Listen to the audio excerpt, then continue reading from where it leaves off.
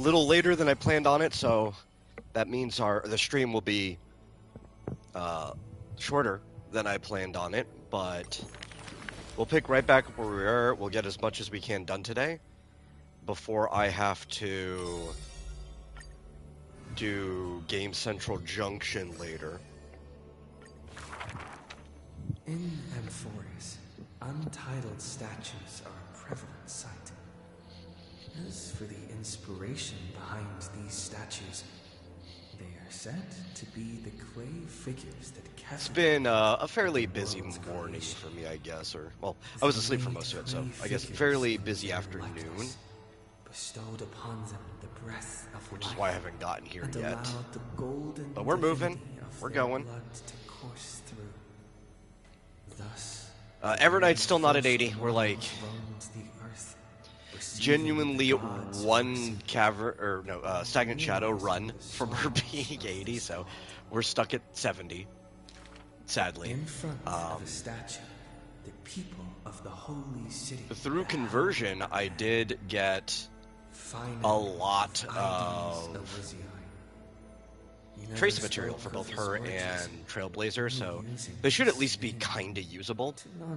I just can't get her big crit damage buff until she hits 80. Like that's not even an option. Sidelong glances at him, their minds swirling with doubt. The man merely responds with a breezy smile, neither confirming nor disproving speculation. Not much we can do about that. Is a soldier. Because I was going to go and convert that stuff, but then I forgot that you only get 20 a week, so it's like, darn. I just need to wait for my Trailblaze power to come back just a little bit, and then we can have her basically capped out. Her traces won't be completely, but she'd be more than usable. Losses are a constant on the flame chase journey, where life too seems as small as a speck of dust. As far as the story is concerned, I think she's still kinda usable. Because like I said, Hyacinth is more than tough enough to keep them alive. That's not an issue. No matter. My existence is of little consequence. But, Ides Elysiae. The man's hometown. they might be hitting like a little wet noodle, you know. I also have not gotten the... Some have searched what's it for called? that distant village, yet found it neither written about or passed down through song. I haven't gotten her light cone yet. Nostalgic reflection. The man. Yeah, since we were only halfway to pity on that one, so it's still just a random roll of the dice for whatever we get there. Within the ancient texts of the holy city, the history of that frontier village remains As opposed to like, well, I mean, technically even getting her was a random roll of the dice. But when we approach it more, which we might be, we might start approaching it more. I did do a little bit of backtrack chest finding and puzzle solving last night. I did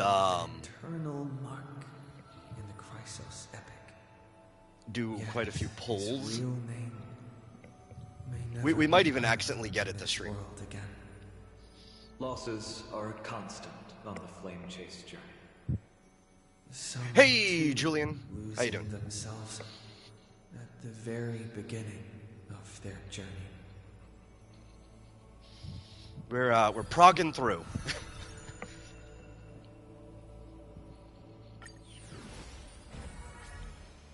This is let's see.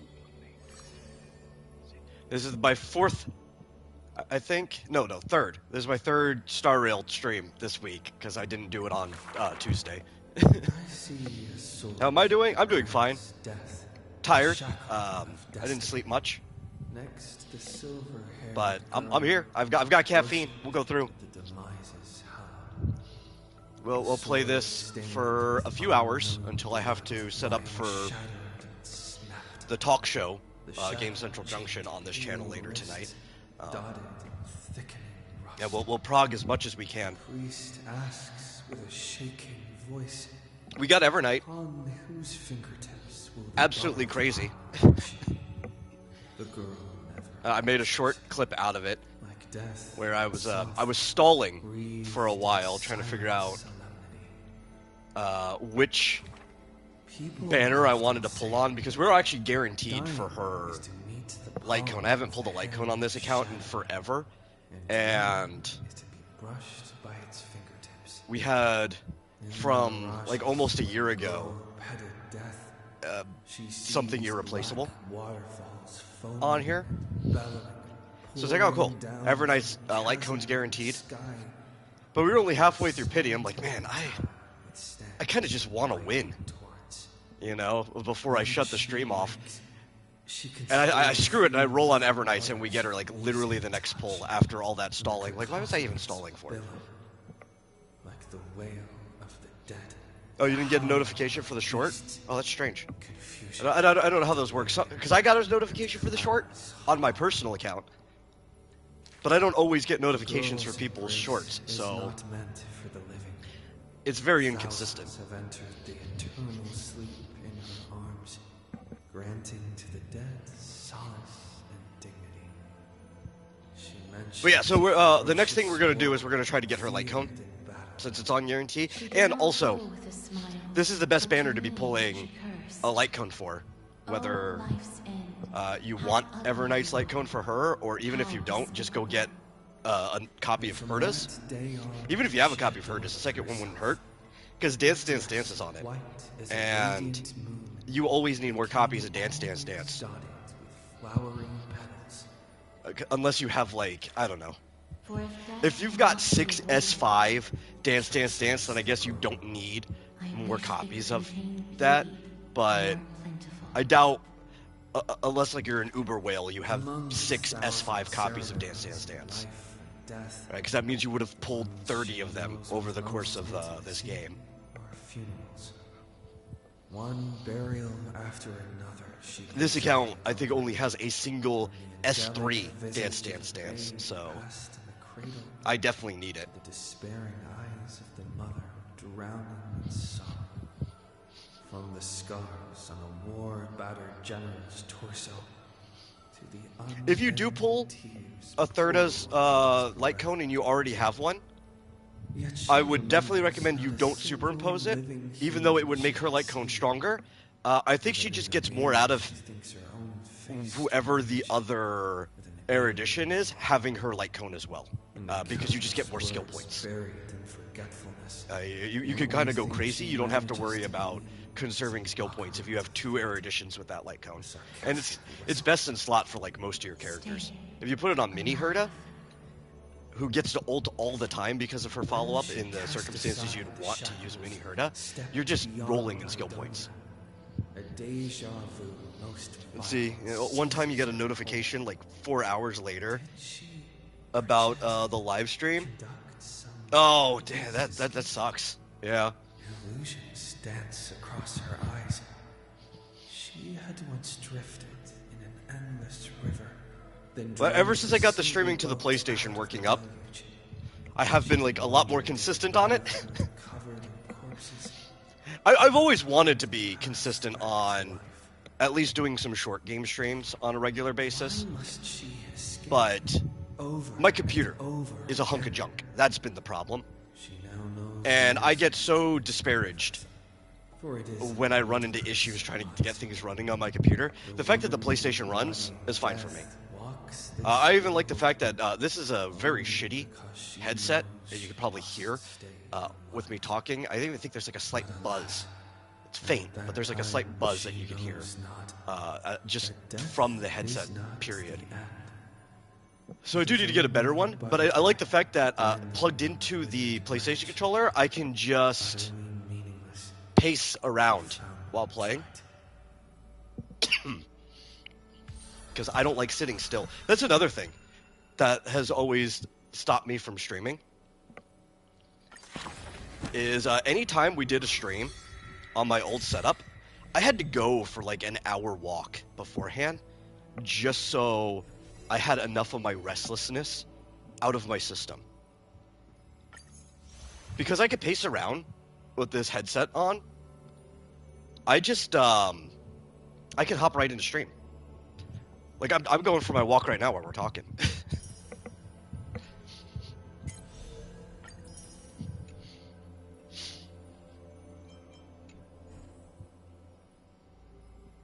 Okay, cool. So last stream we had 2 as I have written left to do, and I said I was going to get those as soon as we started back up. Since this is kind of based on the Flame Chase journey of HI3, and as I have written is the equivalent of the stories for each of the characters in the Elysian Realm, I do consider those part of the main story, and that's what we're streaming here, so I had to make sure those were caught. A lot of memes on Evernight. You think it's funny? Oh, yeah. Let me show you our build for her real quick. Like I said, we're not finished. There we go. But our overall build is fine since we get like 35% crit when we enter combat anyway from her kit. I find it crazy. Like if you add up all the little crit rate bonuses that she gives you in her traces, plus that 35%, you get like, what, 56.7 crit rate just in her kit alone? So it makes building her really easy. You could actually slap a crit damage body on her and it's not a problem, which I did. I did not farm for any of these pieces because I did not have Trailblaze power to dedicate to farming these pieces. These were all rolled from the synthesis. So that's why this is not that good. But a couple of them were. Like, we randomly got this piece, which I thought was crazy. It would have been better if it was HP percent instead of attack percent, but I'll take it. This piece was really good. Crit damage, speed, and HP percent. Again, I would have liked if that was anything but attack percent, because I don't think she needs it at all. This piece was still also good. This piece I stole from Jing Liu. And actually, this piece I also stole from Jing Liu. So they're not great pieces, but they're manageable. They're usable on her until I get better pieces. I'll eventually make her HP, like, stupidly crazy. But the crit ratio is the thing that really matters. And we're still building the traces. Like, she's not 80. I'm literally one run in Stagnant Shadow from being able to ascend her again. Which kind of sucks. I need to wait till my Trailblaze power goes back up so I can do a single run of Stagnant Shadow. I'm basically empty. But she is usable, I think. At least for story, because story doesn't really need anything to be strong. They really are. I don't want to use the last of the trace material that I converted for both her and RMC. Because I want to make sure... Do not give up on making a choice. That her even if you're about weapon to be forgotten. If we randomly pull her light cone, that I can actually just bump it up immediately. Which actually, where are we? How far are we from the light cone before we actually jump into the story? We're like 50 pity, maybe? We were at 45 before. Before I ended the stream yesterday.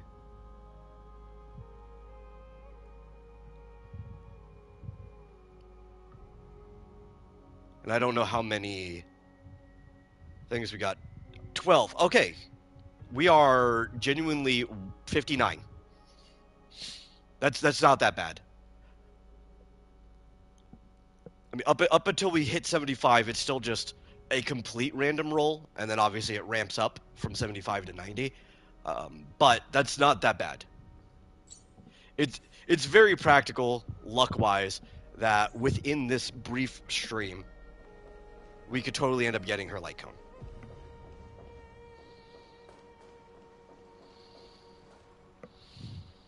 Oh, wait, can I... Oh, I can't do this. I stopped from getting my Tide rewards. Because I thought walking over here was going to start the story up. So I've been sitting with that stupid red notification in my map the entire night that I was kind of like grinding away. Let's see. You spoiled someone on the story by accident? Well, kind of. did and kind of didn't. Because you're talking about stuff we did back then. Oh. Well, thankfully, as you know how I tend to do this, you can't spoil me on the story. As soon as maintenance was done on Tuesday, here, yeah, it would be Tuesday, I just piled through the story on my main account. Which will be cool. I will love when we're actually finally caught up on here, because A, it means I can move over to other games. I'm trying to catch up on HSR as fast as possible so I can move on, because we can actually finally get past Mondstadt and Genshin on this account. That would be cool. I could start ZZZ on this account. That'd also be cool, and I've got a bunch of other games I want to play. But it would also be nice to be caught up on here for whenever the next patch or event or anything happens. I can literally just stream it the day that it happens. That would be great. Or maybe the day after. You know, maybe I'll continue the trend of doing it on mine account first, and then come the day after, so anybody, the few people that watch this stream, can have a chance to play the story themselves first. The sea is right here. It's enough for another poll. It'd be really unlikely, but crazy, if this was the light cone right here. Nah, it wouldn't be.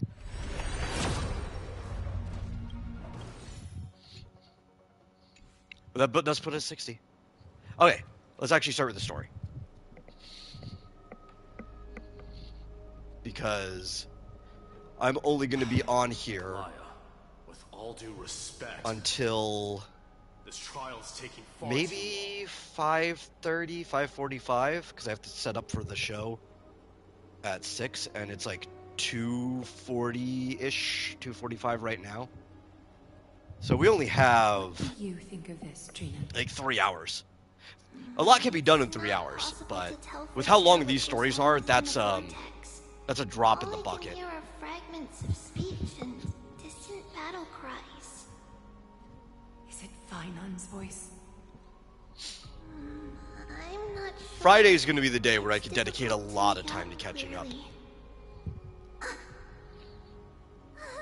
Wait, no. Lady Trina. Snowy's voice. And actually, because Friday might be the longer session, like the actual intended longer session, I might bust out the better microphone for that. It just means I'll be pacing less, I guess. It has come to this, after all. What now?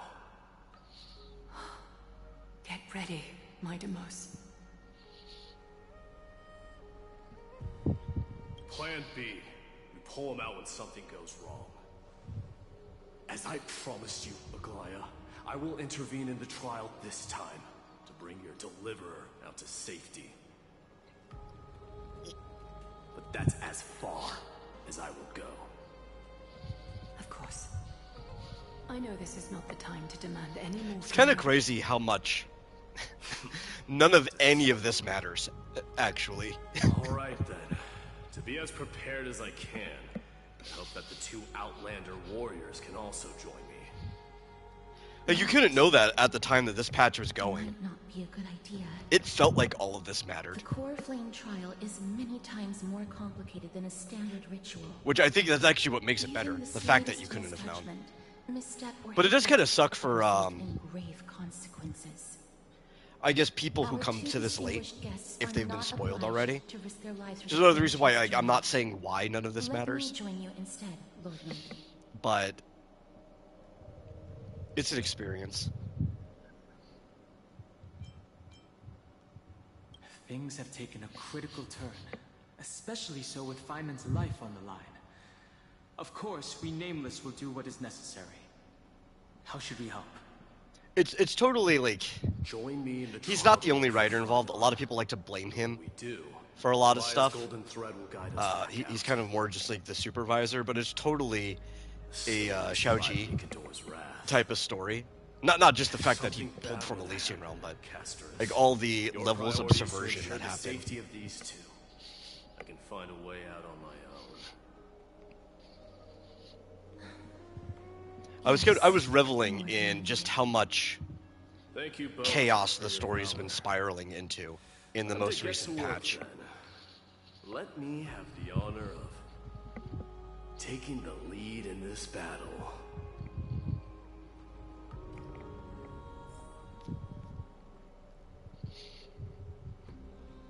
May that warrior be safe from harm. When you are ready, I will preside over the ritual on Trinon's behalf.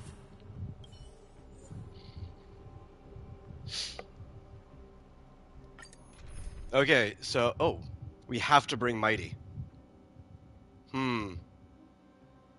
Huh. Well, Hyacinth is good for bringing Mighty. Technically, Sunday would be better. But,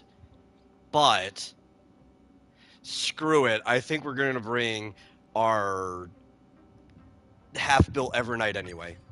Because, like, it's a story. How hard could it be, you know? Warriors of high esteem. I say that, but I remember that back when the Sunday fight was new, this account particularly, just because of how it was built at the time, literally could not beat Sunday. I mean, part of it was that I had been awake for 24 hours by the time that I fought him, so I probably wasn't in the best headspace, but...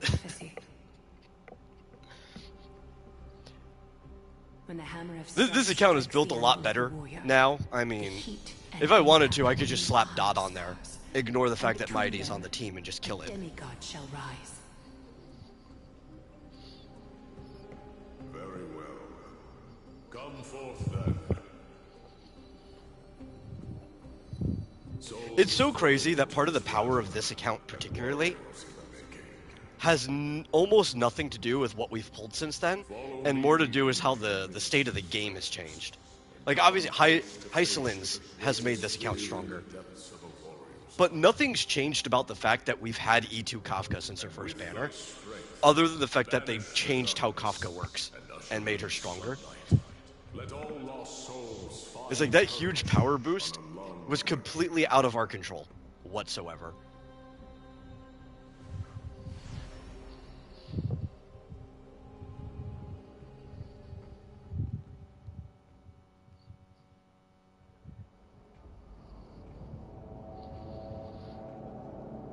You know, while this seems playing, I never shared the link in the Discord. I should probably do that. There's carnage. It shouldn't come as a surprise to see such a sight in Nikidor's trial. What boss do I hate the most? Oh, that's a good question. Let me think about that for a bit. I think maybe it's the Fei Xiao boss.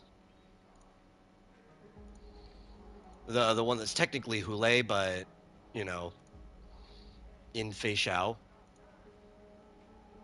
And I don't think it's a bad design or anything. One of my problems with this game is the more and more that it goes on, right? The longer that it's been happening. And to me, some people say Aventurine was the very first boss that this happened with, but I think it's been going on after that. Because I think Aventurine was pretty flexible. I came up with like 5 or 6 different comps on my account that I could fight that boss with. I think Sunday was the first one that was almost a character check. The greatest fear in the depths Like of you could have brute forced him in some ways, but it would have been hard. You needed some type of break related comp, not necessarily benefiting from super break because it takes so long to break him. That you're not getting the super break damage, but you needed something centered around break. So, I think, was he Electric Week? Could have used Serval, but man, that's going to take you forever to beat him. He was like the first character check. Now there's plenty of characters that can beat him, especially because a lot of people just ignore weakness type or whatever. A disaster for Akama. And his mechanics and a lot of these mechanics would be cool in a non-gacha game, right? Where you had access to whatever characters they planned the fight to be, and then you could just figure out how to solve the puzzle. Like if this was Final Fantasy. In fact, Sunday's boss fight reminds me of Barthandelus from Final Fantasy 13. There's a lot of specific inspiration from Final Fantasy 13 of all of their games, like Final Fantasy games, in HSR. I don't know why. It's not a particularly good Final Fantasy game. I'm guessing there's some people in the team that happen to like that one particularly. Bless them. But that the design of the fight's fine. Same with the Fei Xiao fight, right? The design of the Fei Xiao fight is fine. I shall grant you just that. But it hits really hard for no reason, just to try to make you build around the fact that it's hitting ridiculously hard for no reason. And I had to grind that fight so long for Echo of War. And I like playing the game. I like interacting with the mechanics. But, you know, with your weekly grind, you kind of just don't want to. You know, you just want to put on auto and let the game do its thing. Because this is not the main point of the game. This is grinding. Burning your stamina. And that is, to date, still the only boss on the highest difficulty I don't feel comfortable leaving a team on random. Maybe with this account because Hyacinth. Maybe Hyacinth is just strong enough to not care about the damage that's done or anything. But I'd leave my strongest characters. I'd borrow a better sustainer or whatever from somebody else. I'd leave it on auto, I'd walk away, I'd come back, and like one person's dead. And like, how? How? And it's because that fight is kind of designed for almost a very specific comp. And if you're manually playing it, you can work around it. But it's just so annoying. And I do think... Yeah, you know, screw it. We're going to buff him, right? I do think... Messing around. Trust me. That there are probably tons of bosses like that, and what you get frustrated by is going to vary on what you have access to on your characters, right? Like, I never really had too much of a problem with Aquila, but I'm sure there's a lot of people who get equally frustrated by Aquila. Mavis, dispel the gloom, restore the skies. But, you know, I've got some AoE damage. Saber. Even though Aquila's like wind resist, Saber just nukes Aquila. It doesn't matter. I've got Herda on my main account. Herda doesn't care about Aquila at all. Don't worry. Night falls. Good night. It's scuffed amount of damage. Don't worry. Once she hits 80 and has access to all her traces, she'll start exploding things. I wanted to see what she could do. So I did a Divergent Universe run. I actually did too, because I'm trying to get some of the Jade from that one as well.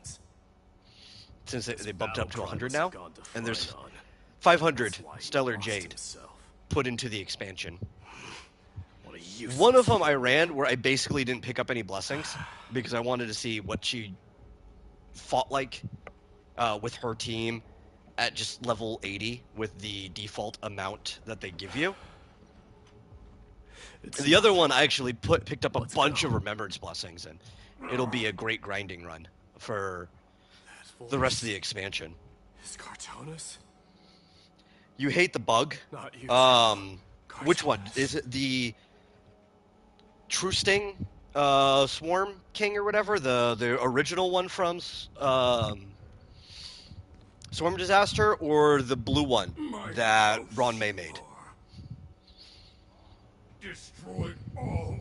Because I find the blue one's pretty fun, the Echo of War. The True Sting one that can, like, separate into two in the last phase, that one can be kind of annoying. I don't have problems with it anymore, but it's still annoying. nor will I hurt you like you said. Especially when it shows up in Just need you like to tell endgame me content. your final Like I liked when the bug showed up in Apocalyptic Shadow, the big blue one. You know very well. The weekly challenge one. Okay, so yeah, the Echo of War, the blue one. I like that one, but I could see having issues. I have no intention of hurting you, Cartonus. I beat that one. Humiliate me, you shall I think already on max difficulty. get out of Arkham. Whatever, Equilibrium 6 or whatever, the first time I fought it. Symbol of your sovereignty. Which technically, Equilibrium Signet of 6 or Kratos, 7, whatever the highest one is, that you can get, glory, your is a eyes difficulty alone. higher than the one that you can refight every week. This is Mother Signet. Right. That's another reason why some of these fights feel a lot harder than when you go to re-challenge it. Like struggling with Sunday on this account the first time. Immediately after I beat him, I went back and re-challenged him on the weekly version, and I creamed him with the exact same comp. Be quiet. Because he's technically one phase Not easier. at all, Cartonus. But I luckily had a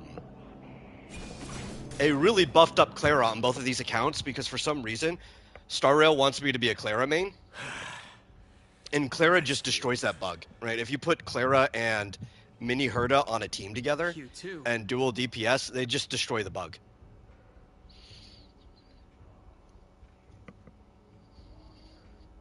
In the weekly challenge. Obviously, you can't get away with that in APOC. But I found the last time it was APOC pretty fun.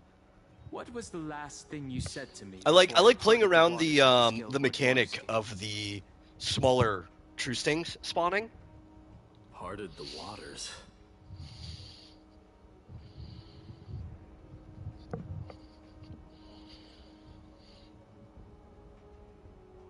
Yeah, only your Clara could kill it, because Clara's like really good against that bug. That sounds like something. As long as you you can keep her would alive. say. It wasn't easy, but I finally found you two. So, you are Don Hung. What did you go through before meeting us?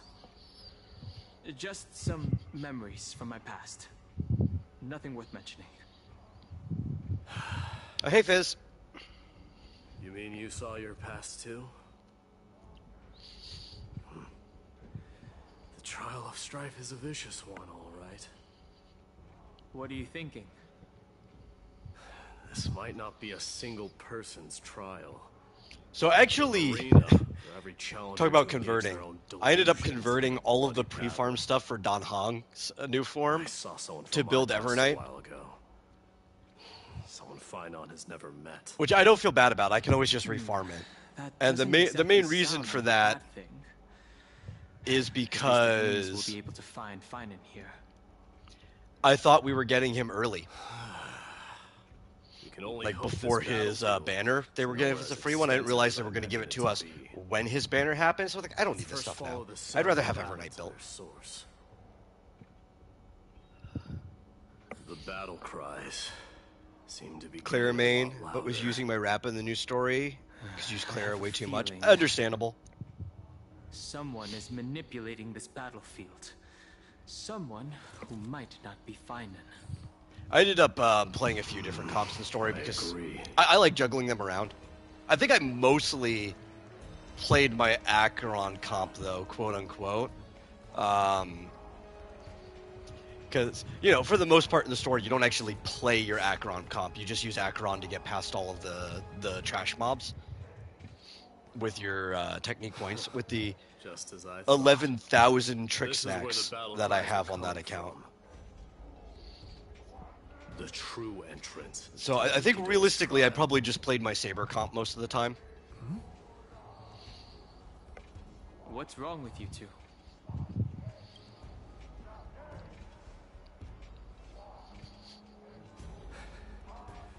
I'm seeing him for the first time. It's kind of funny that the most satisfying character to play is not an actual character from this game. But, you know, you can't go wrong just screaming Excalibur every single time. That's what I get at. I just like the Excalibur moments. You are a keen warrior indeed. know me? Well, in one of those remembrance runs, I should have figured this was going to be achievement, but I didn't see it coming. I was like, oh man, how can I do something really stupid? I just need to throw another remembrance person on this team, even if they're not doing anything. Great. And I remembered I had Aglaya, so I just put her randomly in the Hand 4th over slot. that poor excuse for a sword master, so we can be done with this. And during the ult screen, where it flips around and you see the whole team, there were 8 people standing there. It's like, man, this screen is starting to get really crowded. And then you get an achievement for having 4 remembrance characters each with their memo sprite on screen at the same time. But you have chosen to besmirch the dignity of one who has fallen, and I cannot turn a blind eye. I saw the Alicia dreams, the Cyrene ones. I don't know how I feel about it. One who is It'll be really good for this comp, but fine and failed the trial? I don't know how I feel about a character that does that in general. And fought with exceptional valor. She's got specific individual buffs for specific characters that are only from one section of the game. I don't know how healthy that is for longevity of that character specifically too. Like, she's gonna make everyone from Amphorius busted for a bit, but you know how power creep works in this game. So it's like, is Cyrene just gonna really be useless halfway through 4.x? Cowards who hope to avoid bloodshed are better off disappearing from my sight this I mean, I know she's got like a buff for remembrance in general too, so if there are new remembrance characters, she might still be slightly useful. She does have a general buff for non-Chrysos errors / remembrance, which just kind of gives you something percentage more damage or whatever, but I don't think it's enough, considering how stronger later characters are going to be anyway. It's just such a weird thing to do for, you know, Alicia. Don't you dare speak of her. Why not? She challenged the former Kremnos king to a duel, even knowing that it was a deadly trap, all to protect your dignity. Are you suggesting her efforts were... Like, of all characters, I don't know why you picked to do that with her. Her death was caused by you, the incarnation of strife. How dare you talk about her? But I guess they are treating her, because it's not Alicia, it's Cyrene. It's the version of her specifically for Amphorius. They're trying to treat her as like a capstone for the entire story, being the last character from there. I kind of get it, to a degree. Your hatred is as clear as day, my Nemesis. My eyes must have suffered deeply. But thanks to that, I have also come to you. And we'll probably get her for this account. Actually, because we've got a decent remembrance team and we only need a remembrance support to make this team finalized, I think after this banner ends, because I'm gonna continue pulling after we get Evernight Cyclone. I'm gonna keep pulling for Thirdas, Herda Grande, if you will, just because it's good for any Air Edition character, and I need the Dance Dance Dance. So after this banner's over, I'm probably just gonna be saving up until Cyrene drops.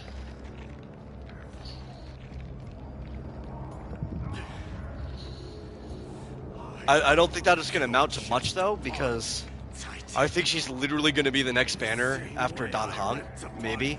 I couldn't imagine anybody else being before that.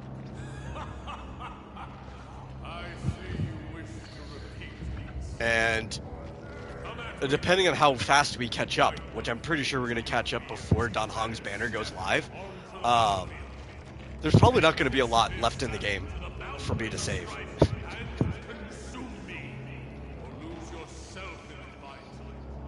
At least we don't have to pull Dan Heng, which is cool for the first time since he's had a premium version before.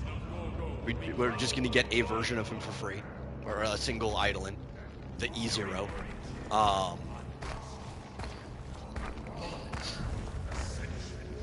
Because I don't think I was gonna pull for him if we weren't getting a free one.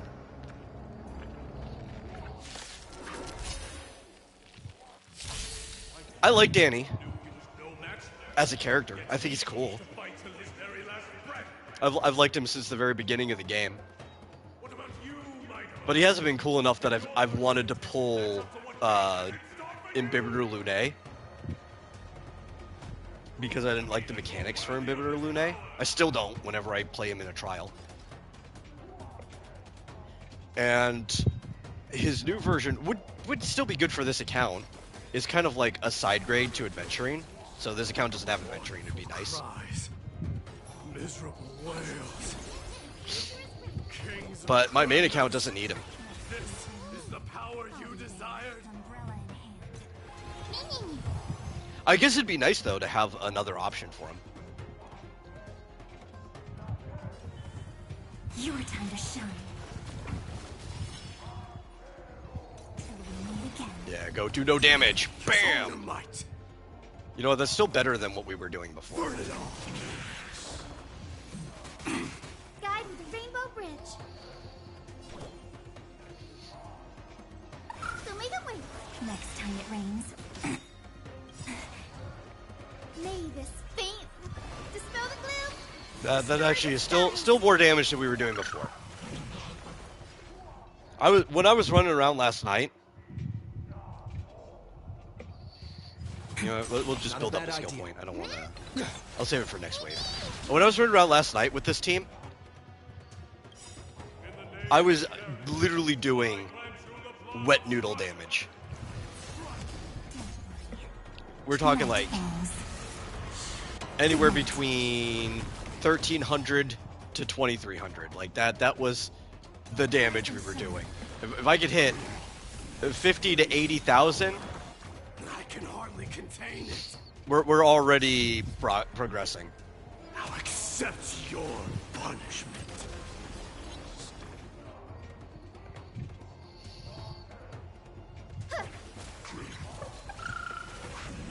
Forever doomed.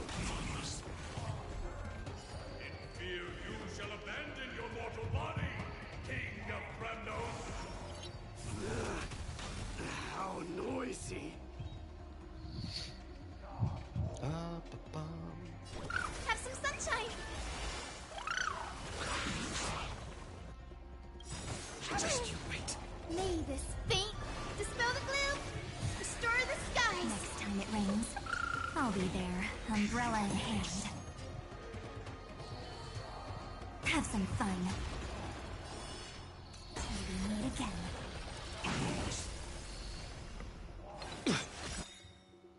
Trust me. We can do anything! Mimi! Man, even that RMC damage feels bad. I think part of that too is because I'm just used to using my personal one, who's got like well over 200% crit damage. Literally all the traces maxed out. Your time to shine. Fury upon you. It feels so bad to be jumping over to an account that doesn't have the same stuff built and you're watching just like boop.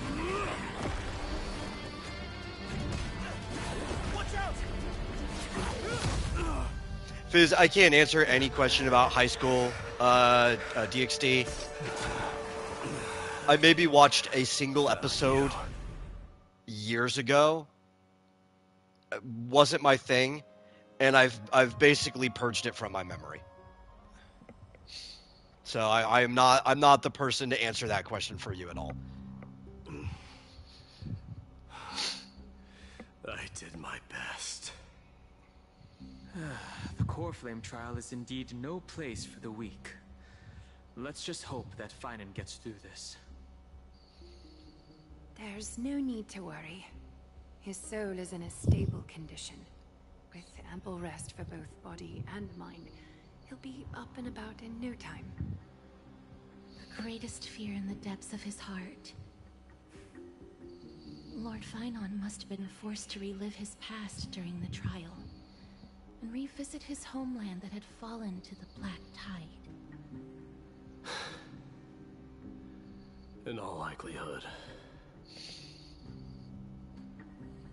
Since coming to Amphorius, we have heard many talking about this Black Tide. Could you tell us more about it? I'll tell you something I am interested in. Drives the people of Amphorius to Oh madness. my god. It was during the Era Bellica that They this dropped the full trailer for unspeakable Petite thing Planet first appeared, like a plague, yesterday. alongside the 3 titans of calamity.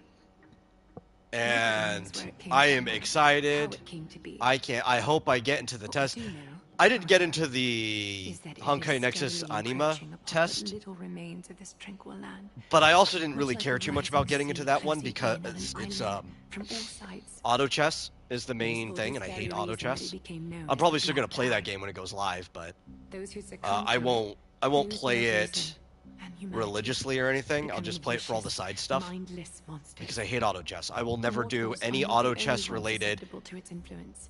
endgame mode Even gods in Nexus Anima ever. cannot escape from it. It's not happening. Writing off According endgame. to Naias, But Nikador, though one of Petite the Planet embodiments of is a game also bears that the has responsibility been of rumored fending off the Black Tide. MiHoYo's been working on for a few years now.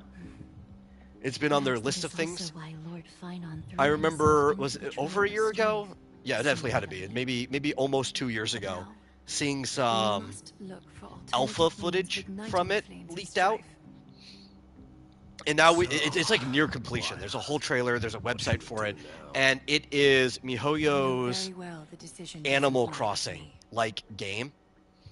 As the successor to Kremnos, Mighty, you know better than anyone that It's if it was what do they call it? A slow life game. emerging triumphant on the battlefield of strife, you It's and got Vicky chibi had to characters manage it with ease. that actually look more cartoony But than what you ultimately, expect. It doesn't look like chibi the heavy anime. burden of Probably divinity because they're can only trying be to borne by be one. more in that Animal Crossing like It zone. is foolhardiness They're and indecision, very round, very not very the round unclean seed of characters. divinity, pushes But this they look world good. to the deathly They showed off some of the animals. They showed off the world, some of the housing, like what you can decorate. And The Black it looks like Tide. there are tiny planets. So it's almost like if you took Star Rail here, the idea of like going from planet to planet, but made it Animal Crossing instead. And I love Animal Crossing. It's one of my absolute most favorite game franchises. It's like historically, my 3 favorite, with like none of them really being in the lead, were Final Fantasy, Legend of Zelda, and Animal Crossing. I loved those games to death. Zagreus, what are you doing in my room?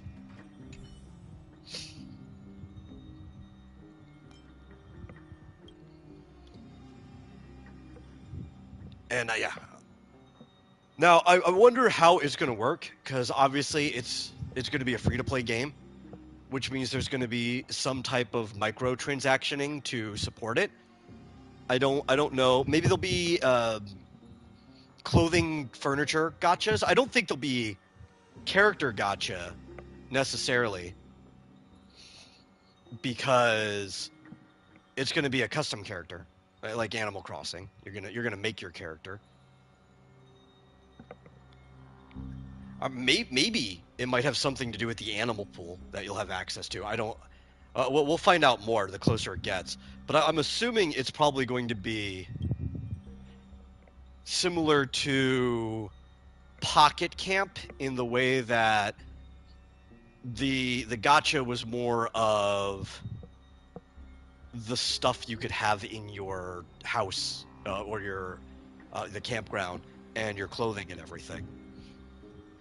But gameplay-wise, even if it's the gachas like Pocket Camp, it looks like a full Animal Crossing game.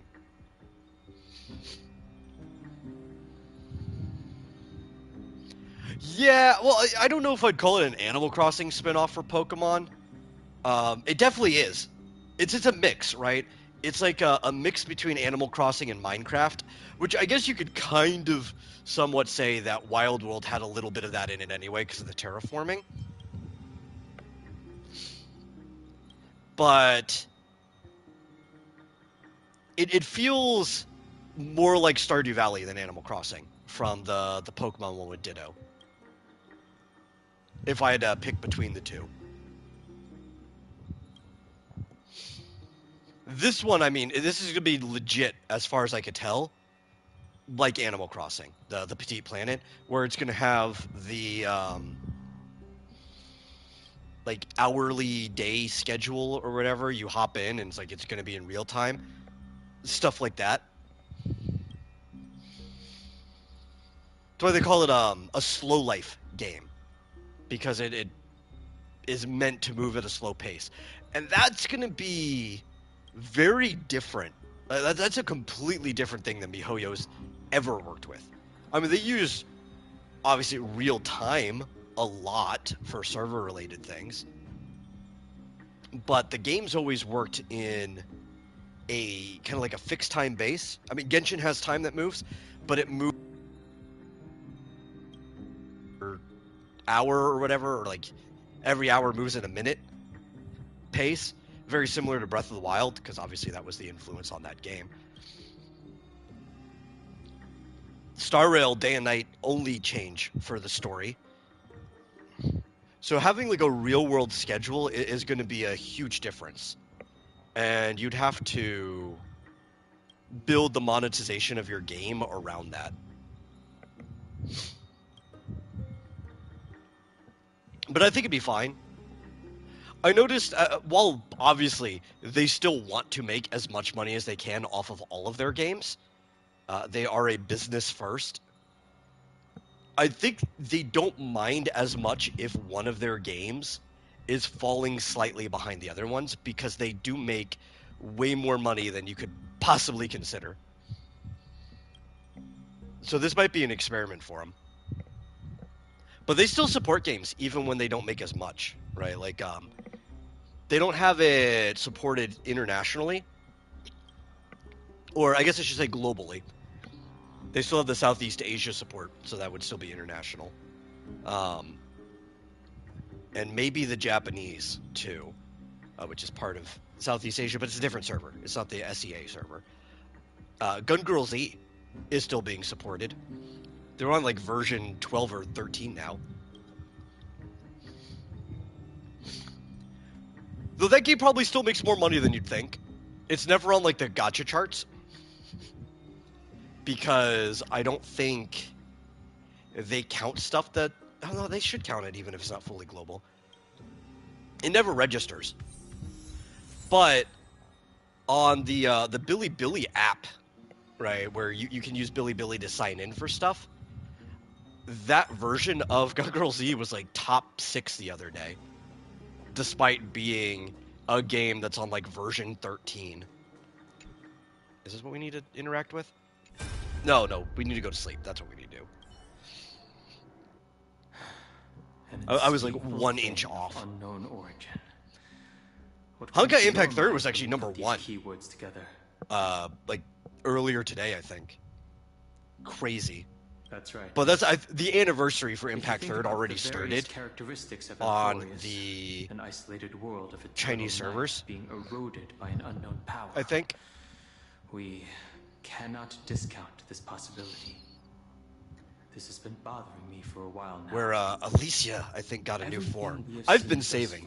I'm probably, whenever it starts over here, I'm probably going to go on my computer and just dump everything I've been saving into the banner. Or the encroaching black tide. None of these can be explained as a natural progression of a civilization. There must be other reasons for its current state of isolation. I wish Impact 3 was playable on console. I'd stream that one, as old of a game it is. I wish they would also dub it. I think those are the two things that are stopping most Americans from getting into Honkai Impact 3, is the fact that that's what I was thinking too. There is no English dub for it, and it hasn't been for like the... What, this is anniversary 8? For like the near 8 years it's been running? There are several other unanswered and questions too. the fact that it is only playable My gut on feeling PC is that and things mobile. here are not as simple as they seem.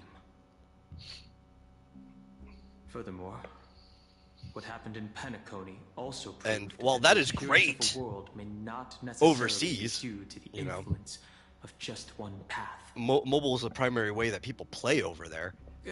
It's good to be motivated. Americans are still kind of primarily For now, console players. let's just PC's take catching up things as and they beating come. it out The Black over Tide time. could be a good I starting think maybe by the Since end of the Nicadore's generation, fallen, those who are PC will suppressed probably by be them will no doubt the begin to most counterattack frequent power. way that specifically North Americans Seems play our games. trailblazing expedition is growing in significance. It's still probably mobile beating out if you count mobile games, right? I think mobile actually beats out everything everywhere. But we don't keep track of mobile gaming as much here in the States as people do other places. Don't worry. But Dee. This isn't the first there's time still like I've this been really this. diehard contingency A long time ago? of console-only players Not here. worrying about him. So if it's not available on console, All right. a lot of people won't play You're it. a little quiet though. I'm sorry.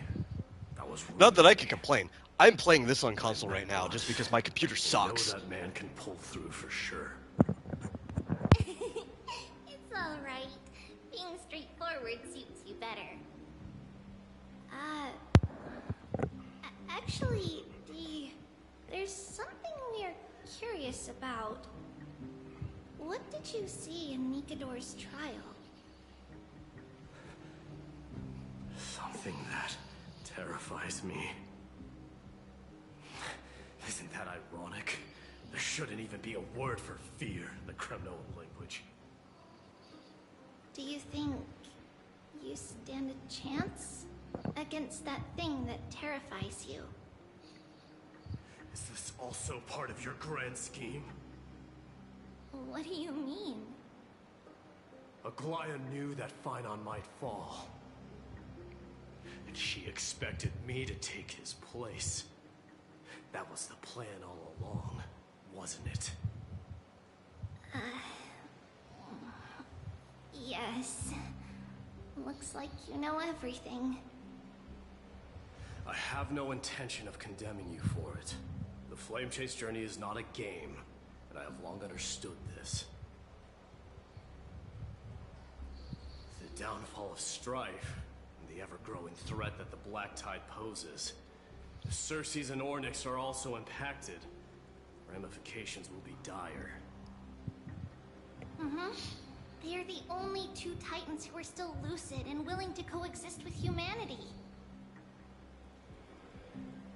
Regrettably, I do not hold the key to completing the trial. If I wish to conquer that fear, I need the assistance of my fellow Kremnoans. Give me some time to speak with my people. It won't take long, I promise. I see. There is strength in numbers, but you must know that the No, I feel trial like, to become a demigod is ultimately meant for only The one part right here individual. where Mighty needs to talk to his people Your people to like basically work up their courage to become a secretly awaiting demigod, new king all that could this have been a time, companion haven't quest. they? Should have been. You take Like that's on the type divine of detail role, that should you have will just have been no reservations about a point of following view your companion lead. quest. After all, you're the hero of Like a the flashback. Kremnos. I once was.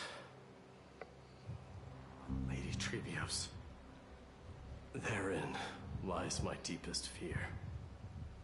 We'll talk again later. I'll be back. Dee? Regardless of what happens, we will always be there for you. Thank you. The person I'm looking for is probably in the hot bath. I should go take a look.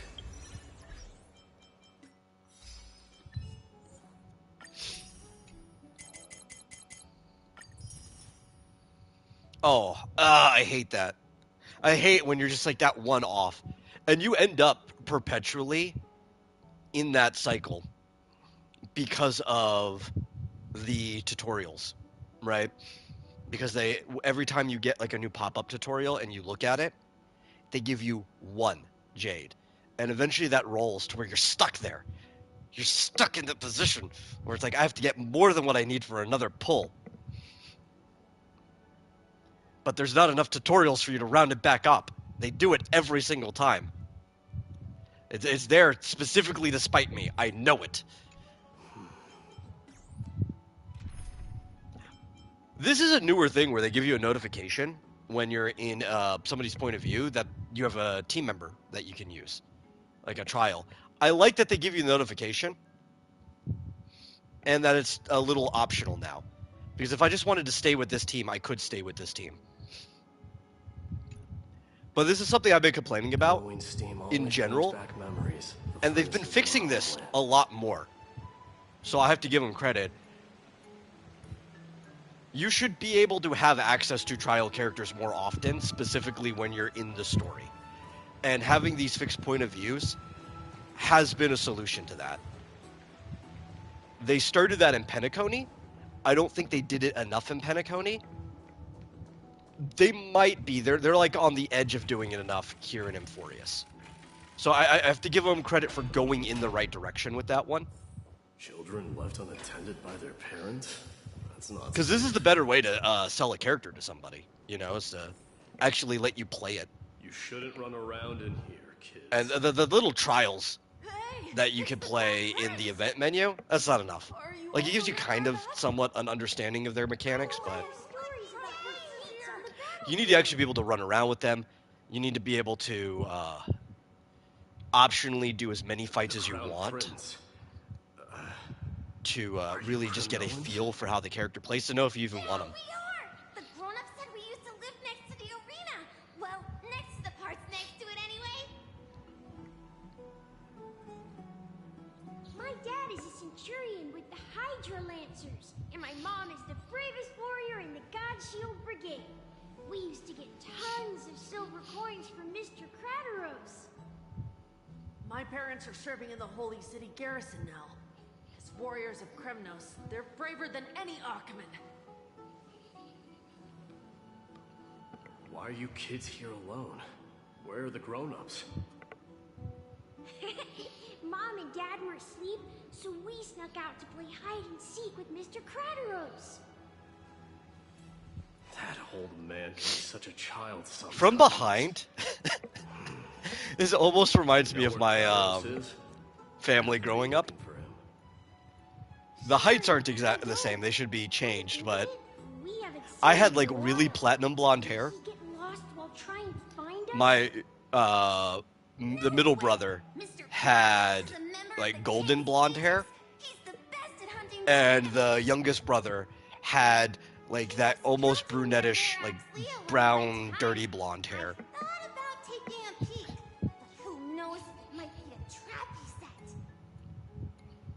And it was almost like that too. I had the thinnest hair out of all of them. The second brother had slightly thicker hair, and then the third brother had like the thickest hair out of all of us. Our hair got thicker and darker in birth order. All right, I'll go look for him. You should consider the game over and head home for now. And don't play around the hot baths again. Wait, Your Highness! Is there something else? I heard you retrieved Nicodor's core flame. Does that mean you get to go back home soon? You know what? I think one of those is Is it a boy? I don't know. I can't tell. But I'm gonna take a picture of this. Right now, I'm gonna send that to my brothers later. Have you ever been to Castrum Kremnos? You were all born in the Holy City, and are living lives no different from the Archimans. Everything you know about our people comes only from the tales of others. You have never even witnessed the blade in the sky with your own eyes. How? So I'm pretty sure I was thinking that same thing. You've never seen your home. When I played through this story the first time. This place is definitely not and home. Mom and Dad told me that the children I just didn't take a were screenshot. born to wield swords and fight on the battlefield. They Okay. I have to switch to all messages. I don't know what you said, Fizz, but whatever you did got auto-censored in the top chat. The kids in the Holy City don't play with us. The moment Oh, they yeah. find out It that was our probably the parents word are erotica that Cremnos, got they censored. shun us. We don't care. We all know that the Crown Prince will take us home one day.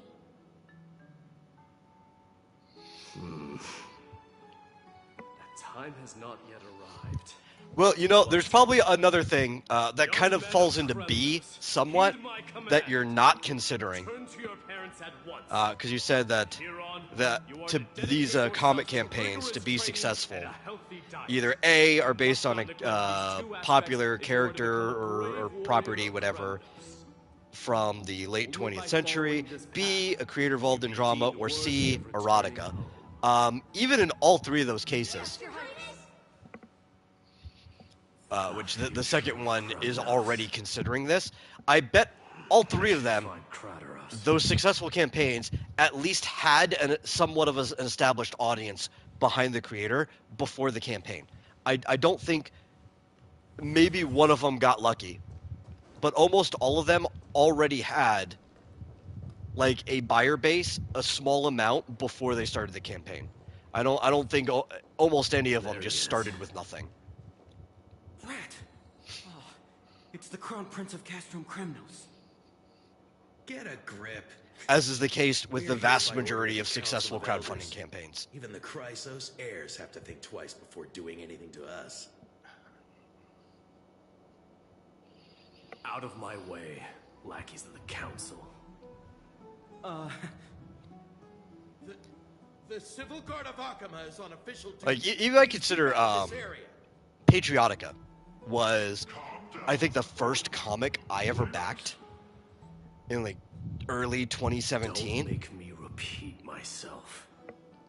That was the first comic Ron Z made, I think, like ever. But he did the legwork, and before he even started the campaign, he was already doing like the virtual book tour, you know, building up the audience, the mailing list, and everything. So that he already had people that were going to back the campaign the day the campaign started. They made bank on their first issue. Yeah, but like, how much do you know about the creators behind this? Right? Like, it might be the first issue of that comic. It might be the first comic they ever did. But do you know how much work they did to build up the audience prior to launching the campaign? Or do you know if they do something else? On the outskirts of the city of Tritos. Because I'm also going to tell you, the vast majority of, like, say, erotica and stuff that people put into crowdfunding campaigns also fails. Even if they're some of the most funded ones, right? Most campaigns fail in general. After the beast's head peeked out of its den, when the Kremnoan warriors surged forward and brought it down within the blink of an eye, shattering its knees with a single strike. And then... why are you red-faced already? We haven't even gotten to the best part yet. Now, I know comics specifically do have a higher success rate for at least being funded than most type of campaigns do, but that's also because comics need less funding. The lower amount you need, the more likely you are to succeed. But even then, for comics, having one of the higher rates, it was still like 50% on Kickstarter. So that means half of all comic campaigns were failing. To what do I owe the pleasure, son of Gorgo? Kratos, my esteemed teacher. Let's talk somewhere else, Mighty Mos. I'm tired of speaking with this... And even then, talk about like half of them succeed. What about the councils? They're counting independent campaigns, not campaigners. So some of the successes are also people coming in to do another campaign afterwards, right? So you have like a confirmation bias of repeat people. Let's go. So there's probably more individual failures on top of that. How in the world did Chrysia's Leo get mounted on the wall? Keep up with us, you hyena. Oh, sorry. I meant officers. Seems like the son of Gorgo has a poor sense of direction, huh?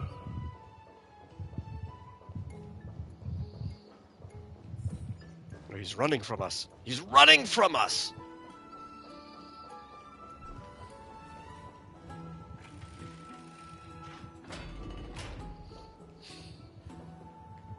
Don't fall behind now. Well, it was easy to catch up when these doors take forever to open. Don't you dare try any tricks with us.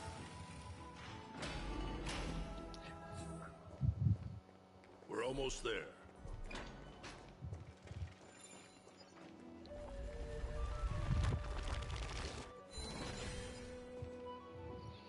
Why have you stopped?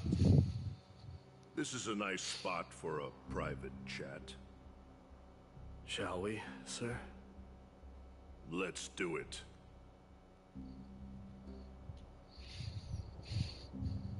What are you up to? Someone help me! Some privacy at last. So, tell me, why have you come to seek this old man's counsel?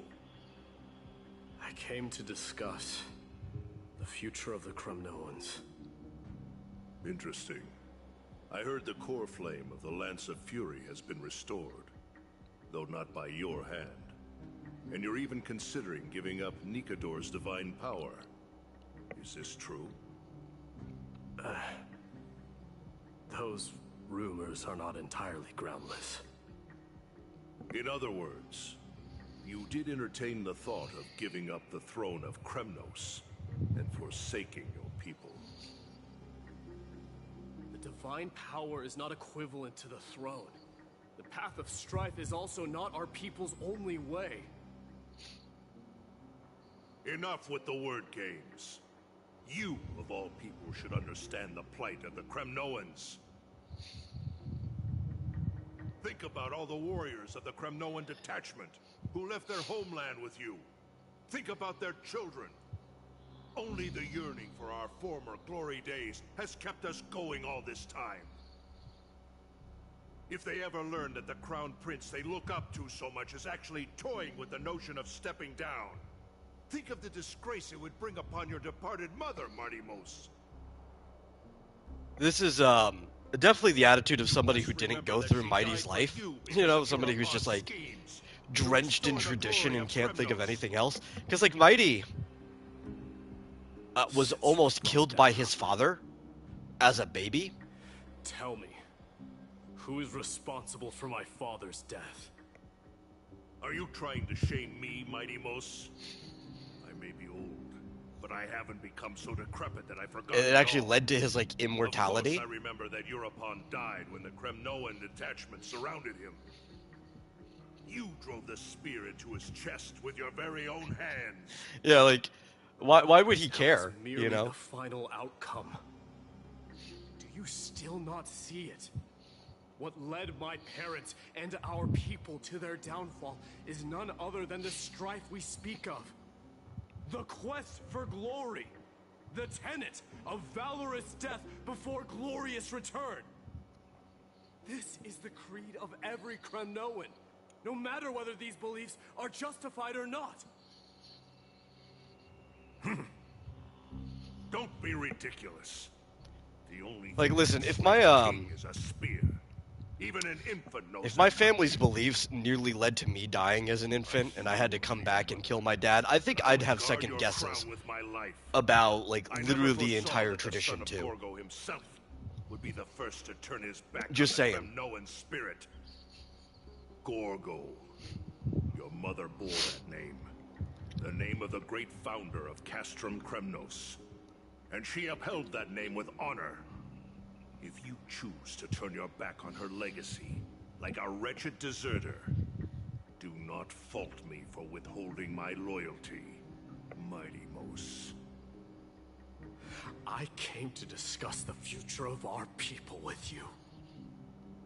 But it appears this is not the right time yet. Go, Mighty. Yeah, that's what those Chrysos heirs call you, isn't it? Go down the path you have deemed correct. Deep down, you have always been one to do as you please. And I am well aware that no one can deter you once you've made up your mind. But don't you ever dream of renouncing the traditions of Kremnos. We may reside in Akama now, but we remain eternally bound to strife by blood. Bloodlines no longer hold any significance in this era of destruction. My young lord, always bear this in mind. He's Never got a point there reveal too, your like vulnerabilities to anyone. they're in a pretty much an should never apocalyptic dwell situation amidst its prey, where you have like a when it last wields bastion power of enough humanity all kept to up dominate the in the entire city of hunting Akama. ground. It'd be like Akama's basically Athens in this world, right? Even the Spartans here, the Kremnoans, had to move their remaining people to Athens. Reveal your weaknesses to the enemy. And they don't even know how long Athens is going to hold, which is why they're trying to finish the Flame Chase journey. We must use this child's Like, you life get to to this preserve the point soul of the great Nikador. in a history, We must bloodlines don't really matter much at all. Kremnos. Don't be absurd. Those tiny hands lack the strength to even lift. Especially for like some of these people, the people who actually believe in the Flame Chase, they think that there's going to be a new era. You know, like a new part of the cycle, a reset. After they finish it. So, like, you'd even be in the situation where people would be questioning whether it's wise to have children That we Kremnoans place no until value after the reset, if they're still around in the Era pure Nova. bloodshed and slaughter that the kings of Like, it's like those type of apocalyptic mindsets. You say, what apocalyptic force are they fighting? They don't actually know what the real thing is, but to their understanding, there's a thing called the Black Tide, Those who revel in it are but murderers. which is kind of almost like a shadowy, abyssal energy that is corrupting things. It's what's casting the Evernight. They Which one did not inherit the crown only after it caused madness for some of their previous titans, like the Strife Titan. It corrupts living things and some of the enemies we've been fighting, and it's like closing in on them. But then on top of that, in this cycle, we're gonna meet him soon. There's a guy they associate with the Black Tide. This cycle of bloodshed. Starting with this child. With these blood-stained hands. I will end it all. So what magical girls fight all the time? At least from their understanding, yeah, you could probably put it that type of force. That's not what it actually is. Because there's a couple layers involved here. What it really is they're fighting the destruction. Or a potential emanator of Nanook the Destruction. And the Black Tide is just the form that it's taking inside this world. The way the world is operating.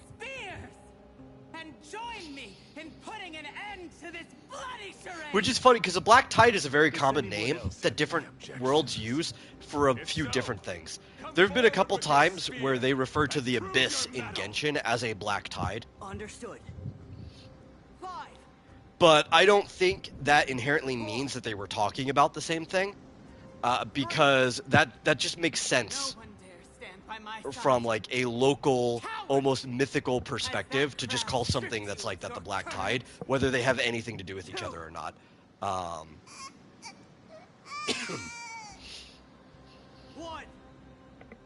It appears there are no objections. Then, in accordance with the Kremnoan Council's principle of tacit consent, the decision is final. With all present as witnesses, this child shall descend into the sea of But souls. yeah, it's the destruction. He will nourish the lance of It's the destruction all the way down. join the fallen heroes. May fate and the gods await your arrival. My son, Mighty Mouse. Stop! If you have more to say, then speak. On account of the life we have shared together, I grant you this one final chance. With the blade of fury above us and the council bearing witness, I, Gorga, hereby move to challenge the crown in accordance with the laws of Kremlin. It's funny, especially with the Remembrance. I think almost all the Remembrance characters are very magical girl coded, except for Aglaya. Aglaya's maybe the only one that's not, because like she literally just looks like Hera. Blade strikes down. Mightimos, my son. So there is almost like a little bit of like magical girl influence in this storyline, even though most of the story doesn't read that way. Like, because they aren't actually magical girls, it's just some like nods and influence. There is no Kremnos without the crown. But Mem, who is kind of like a familiar for the Trailblazer, is very magical girl coded. Hyacinth is very magical girl coded. Even Evernight, with her goth appeal, looks like a corrupted magical girl, which is a common trope in there. And it's like not the only thing going on. It's not even the majority of the characters here. You know, most of the characters are just like straight up Greek mythology, heroic age encoded. But it is funny. There is a little bit of that magical girl stuff.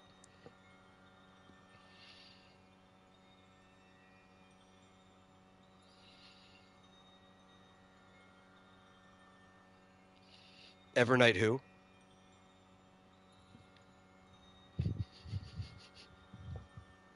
Mister. I think Casters is almost even a little bit magical girl. Is the room too cold? She kind of falls almost like I apologize for arriving uninvited. halfway between that Greek design and the magical girl, but especially with like all the butterflies and flowers on her. Almost everyone except for Aglaya of the Remembrance characters have a little bit of that magical girl, that Mahashoujo influence to them. I'm glad you're in good spirits. All right, let's set off. But especially with Evernight, it makes the most sense because March 7th has been magical girl coded since the beginning of the game. The baths are bustling. And I think everybody saw it. Even some of her like Eidolon names and stuff in the base version of March 7th feel Mahashoujo.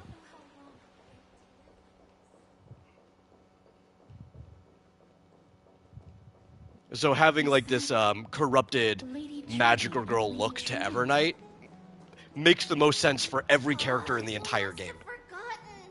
This is a precious relic from our hometown. We definitely all saw it back then.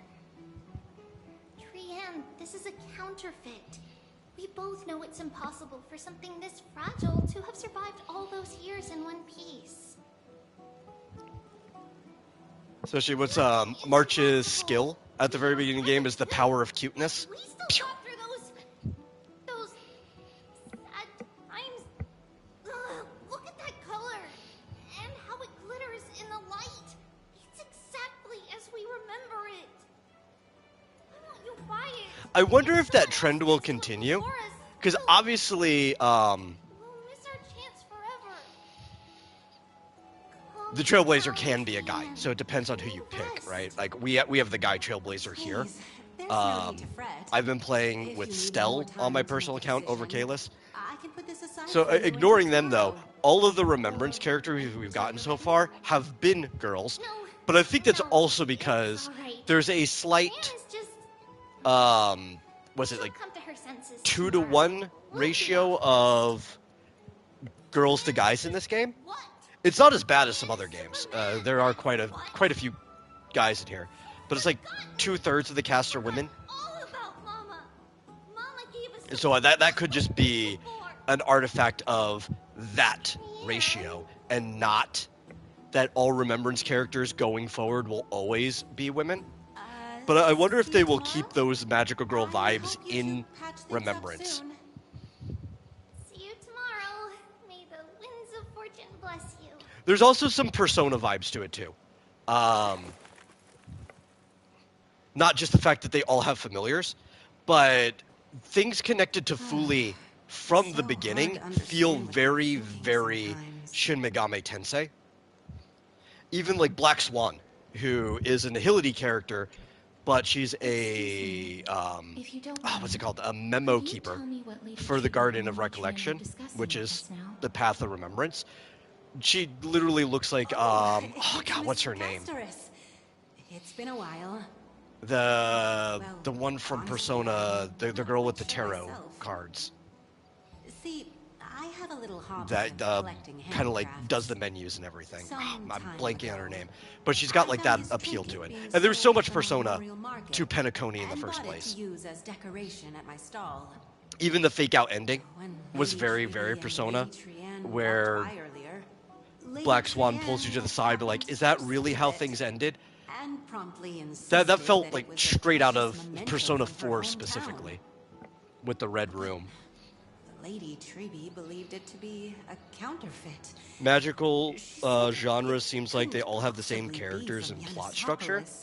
The likelihood of such fragile glassware I don't think so. surviving the Chrysos Wars. But also, for some reason, it's a very, very wide genre, actually. I see. But it's a sparse one at the same time. Would you mind selling this trinket to me? I would definitely agree that any of the stuff that's aimed at younger girls all kind of blend together.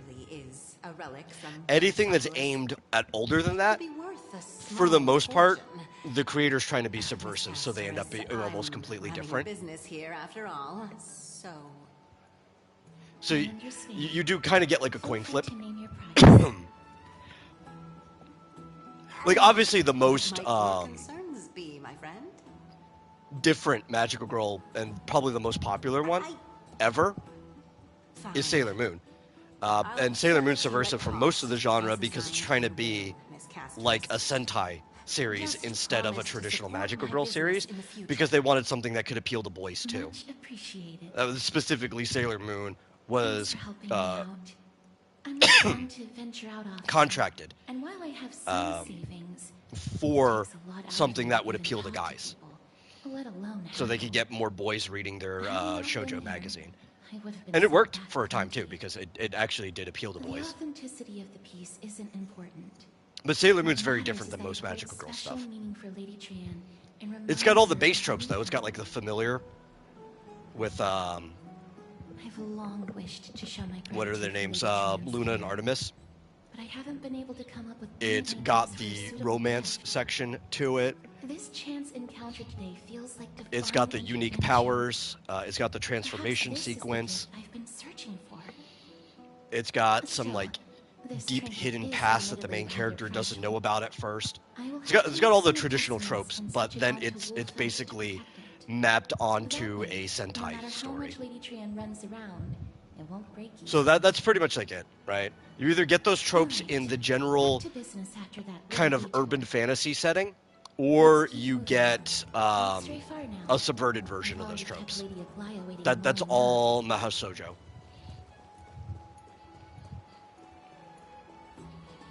And oddly enough, well, no less I would say like no less gay.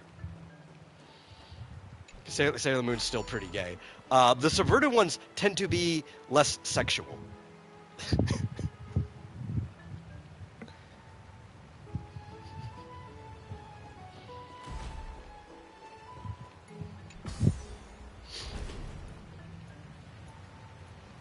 The non-subverted ones tend to be very, very sexual for some reason.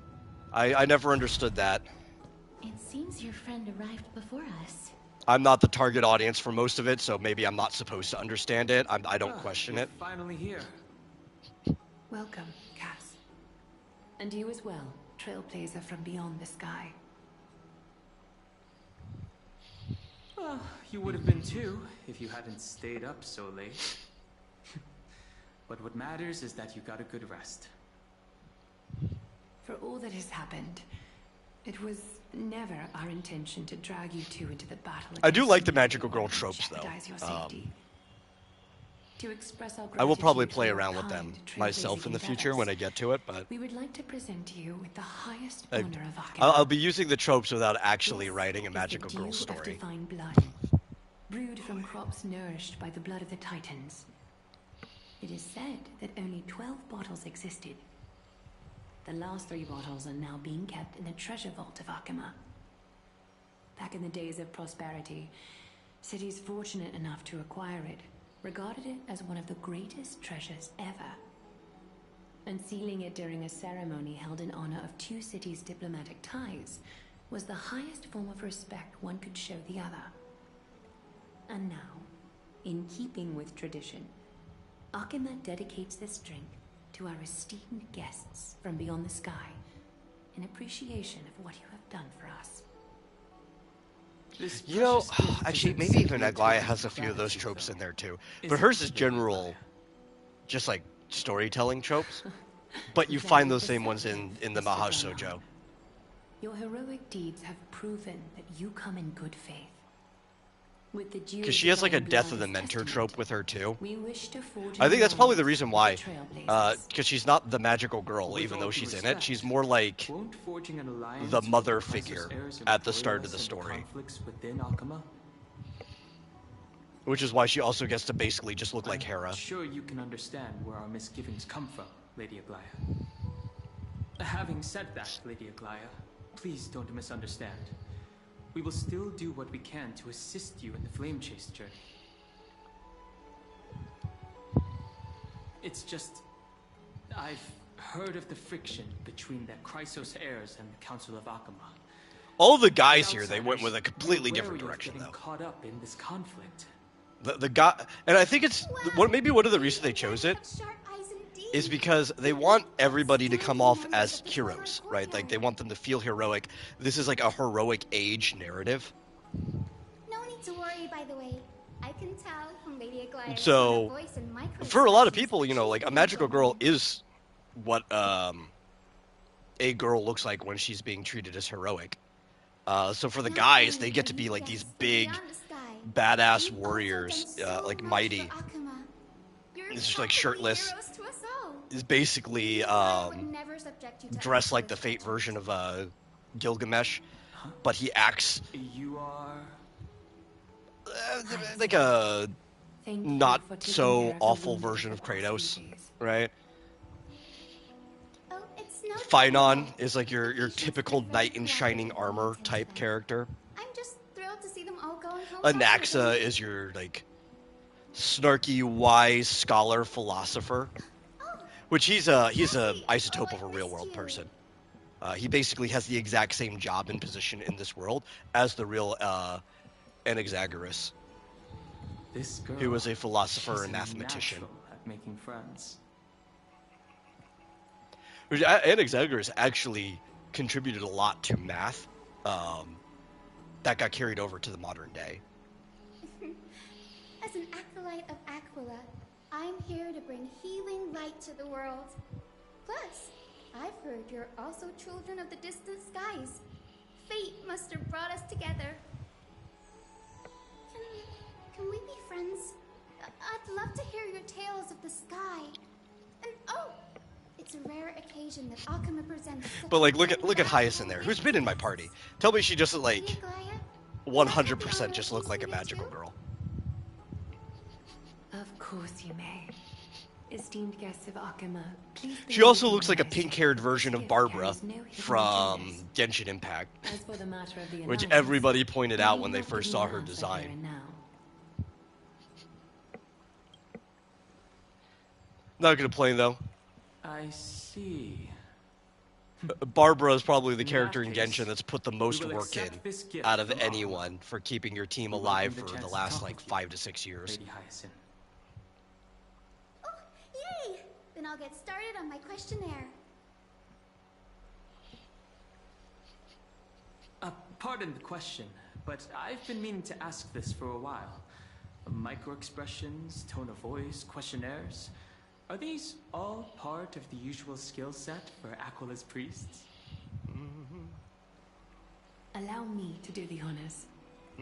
This young lady is Hyacinth, assistant lecturer of the new sporists at the Grove of Epiphany, and head nurse at the medical institution known as the Twilight Courtyard. Many of the Chrysos heirs suffered injuries during Mikador's attack on Akama, so the Grove sent Lady Hyacinth to treat the wounded in Akama.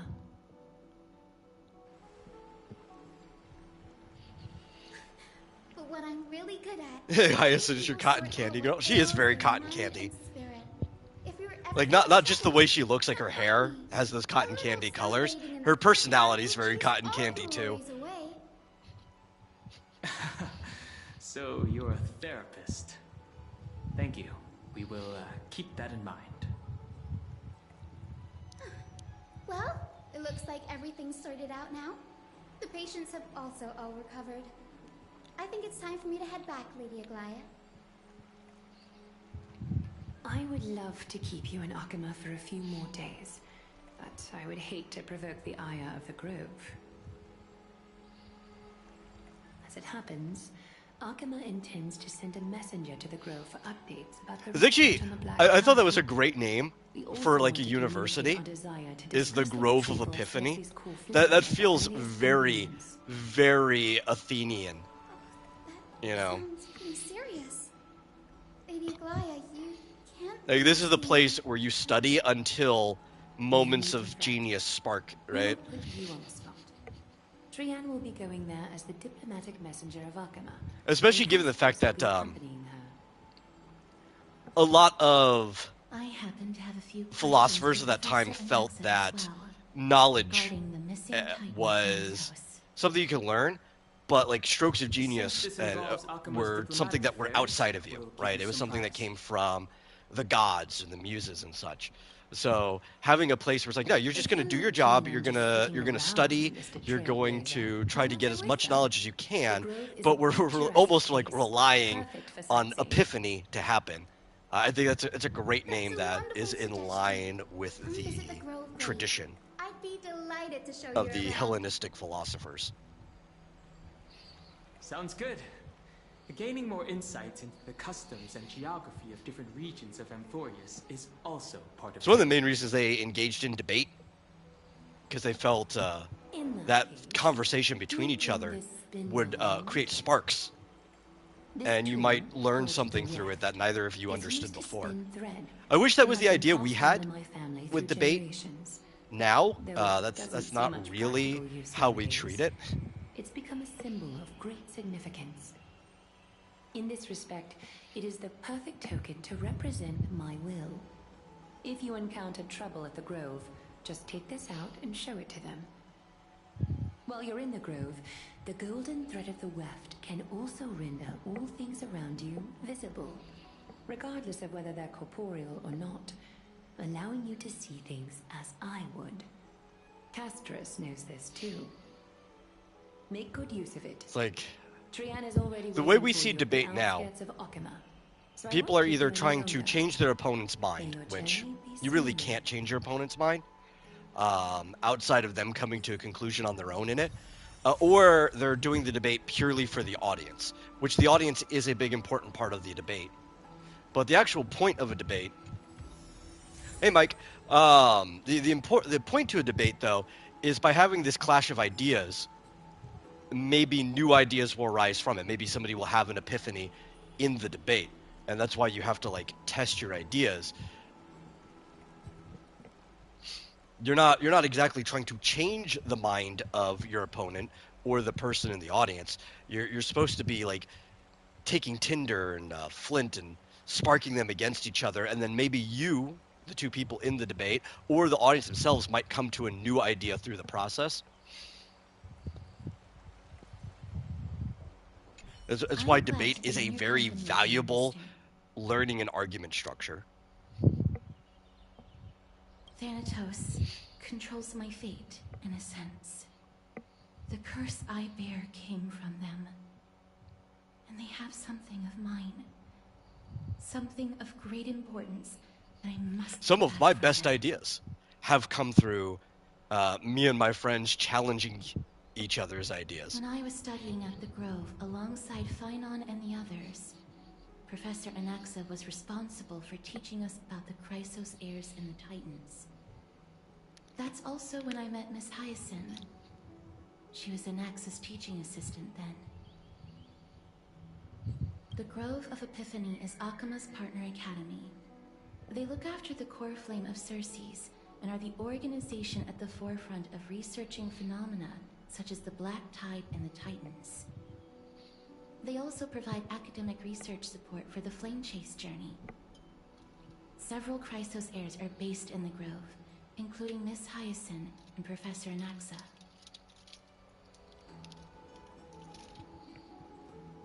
Oh, I came here with a colleague from the Twilight Courtyard.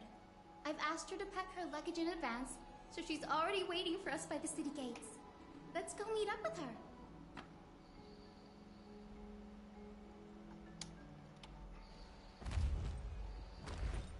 Oh, well, thank you for basically just taking us right here. I thought I was gonna have to... Well, I don't think we're where we need to be, are we? Yeah, we are. We're right there. I was thinking it was the other gate, but this is the exact gate we want to be at. There she is! And Lady Trianne. But who's that they're looking at? Did something happen, Clementine? Oh, that's a serious injury. Miss Hyacinth, this man was discovered by Trianne! Trianne was in a bad mood this I like how excited Trianne was that she was the one that discovered. It's like, yes, it was me! I discovered the sick person and kept them safe. Trianne's my favorite of the Tribbies. So, Trianne brought our new friend into the city to look for a doctor. Let's see. Julian says, Casterus is my girl because only I can touch her without dying. That's true. That is true. At least for most of the story.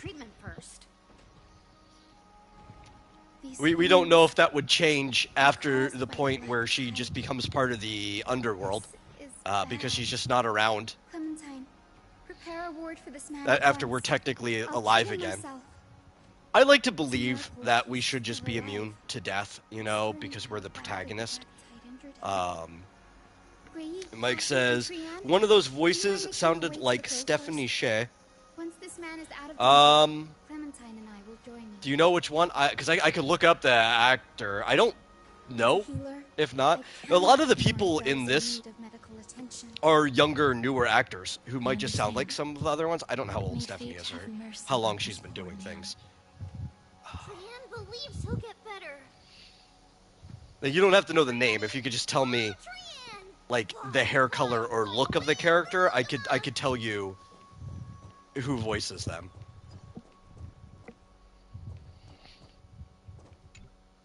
Down this road we go, to the skies we fly, leaving Akima behind. Little Cass, little Gray, are you ready?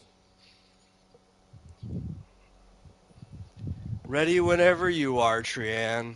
You might not be aware of this, but using the Sentry Gate takes a significant toll on Lady Trianne.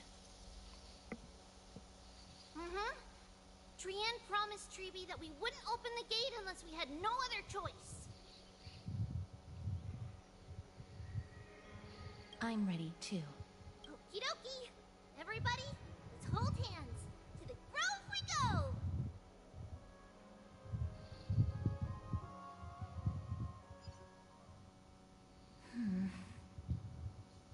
It's harder than I thought to sew gemstones onto Wolfeld. Cass, memmy, mem. Memmy, mem. No, I know who she is. I just, Here, I was asking if you knew which of these voices you thought she sounded kind of similar to. Just like a simple description of the character would help. It's hard not to like Mem. You're so adorable. I guess I could actually just go to behind the voice actor to Stephanie and see if she voices anyone in this game at all. But I don't know the names of everybody who voices everyone in this game off the top of my head. I feel like I'm gradually gaining the ability to understand what they're saying, even if it's just a little.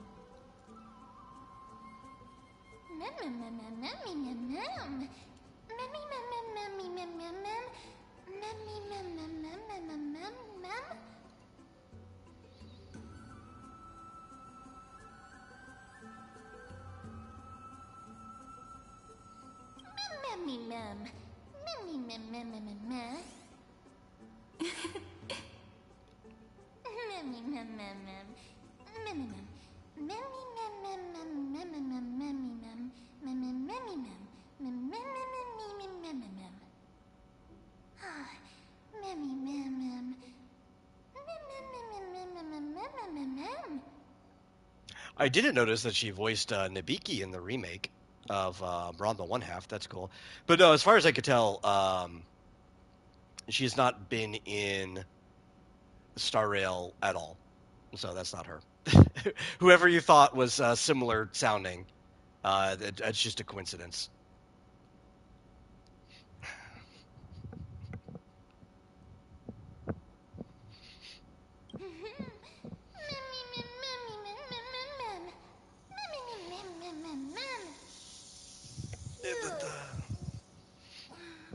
Is everybody awake? Little Gray. Mem legit looks like a jewel pet. Yeah, I like Mem. A little pink puppy? Puppy?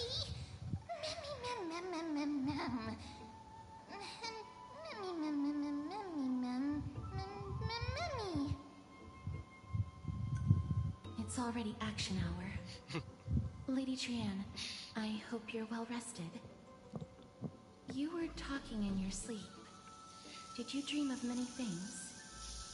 Mem kind of feels like a Pokemon, not just in the fact that right now all she could say is Mem, Like but she technically has evolutions. All with sword. Let's fight together. We'll be brave. He said, So embarrassing. pink-haired girl, Please don't make fun of a Trian. purplish pink. Well, the purplish pink, I think, is actually Castorus. Wasn't Lady Trian's mother? I think that's the one that he's thinking of. Which I could kind of see that a little, but yeah. Another reason too, like all of these Amphorius characters are mostly newer voice actors because they were cast during the voice acting strike. So you're not going to get a lot of Mama looked like anymore. you're not going to get a lot of the bigger older no names.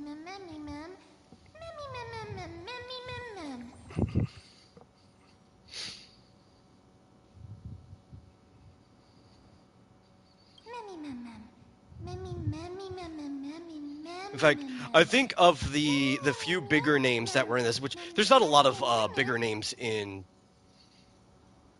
Star Rail anyway. I could think of some. I did find out later. We had this conversation, Mike, a long time ago. That guy that you thought sounded like Kyle Hebert was Kyle Hebert. He voices Scott. And then the longer he voiced, the more and more it sounded like Kyle. But I did find the confirmation for it. It wasn't just somebody who sounded like Kyle, it was him. He tweeted about it. And there's a couple bigger people in here. But a lot of the people in this game in general, even before the strike, are just newer actors. Melissa Fawn, who voices Silverwolf, I don't think she's unionized, or has ever been. She continued to voice Silverwolf even during the strike. She's like one of the only voices that stuck around, which I appreciate because Melissa Fawn is one of my favorite voice actors of all time. So I like that I didn't have to miss her voice during it. Okie dokie. Trian remembers that we need to help Aggie ask the big tree whether Cersei's would be willing to visit Alkmaar. If we follow this woven trail and keep going upward, we'll reach the grove in no time.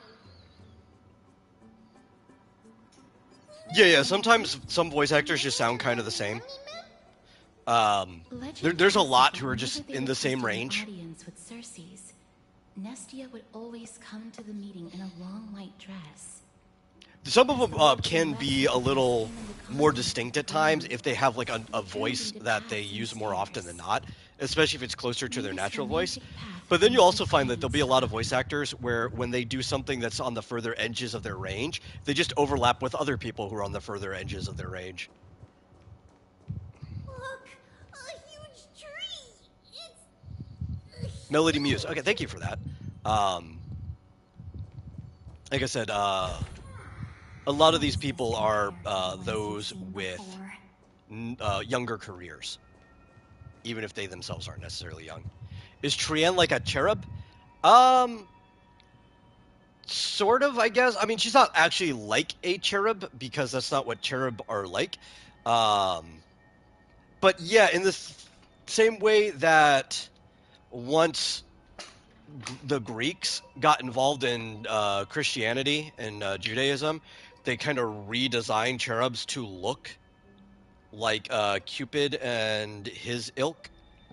Yeah, she kind of has like a Cupid design to her.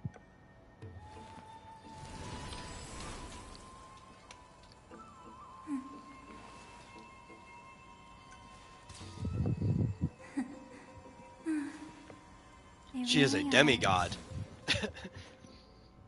the Tribios.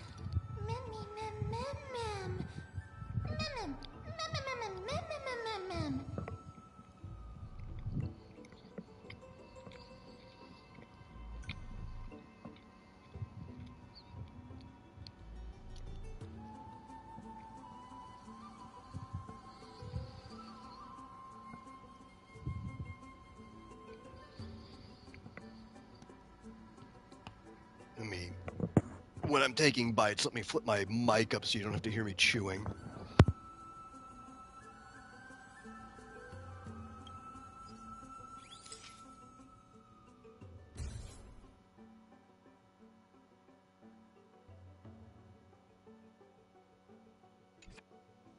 I never fail to impress. You know, going back and replaying this after the last patch, that part right there where we took a photo is way more meaningful than you think it is right now. Flora began to grow where they planted their roots, and this flatland basin upon which we stand gradually became a large verdant forest. A long time ago, Thelesis, the first scholar, led the masses to build a garden and courtyard in the forest, naming the site the Grove of Epiphany. There, people sought mental clarity, knowledge, and enlightenment. Trienne knows this. Everybody says that was how this big academy came to be.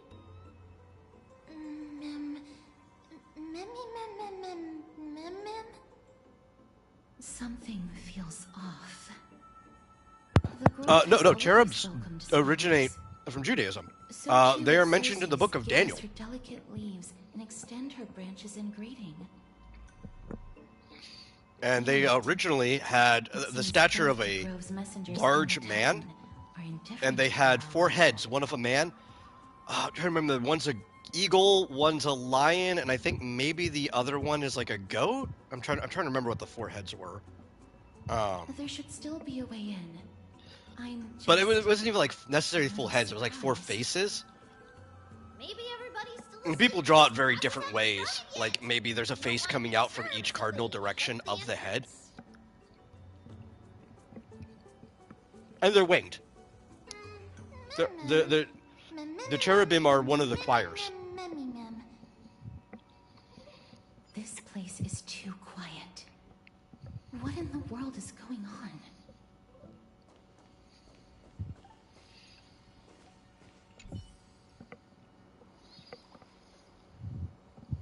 Let's see. Oh yeah, I heard about Melissa Fawn's house burning down. It was during the like the last wildfire thing. It was such a shame.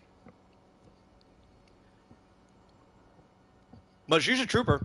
She's been voice acting for a really, really long time. And you know, wildfires happen in the LA area all the time too. That wasn't going to stop her. Trienne found it! Everybody, fly across to the other side!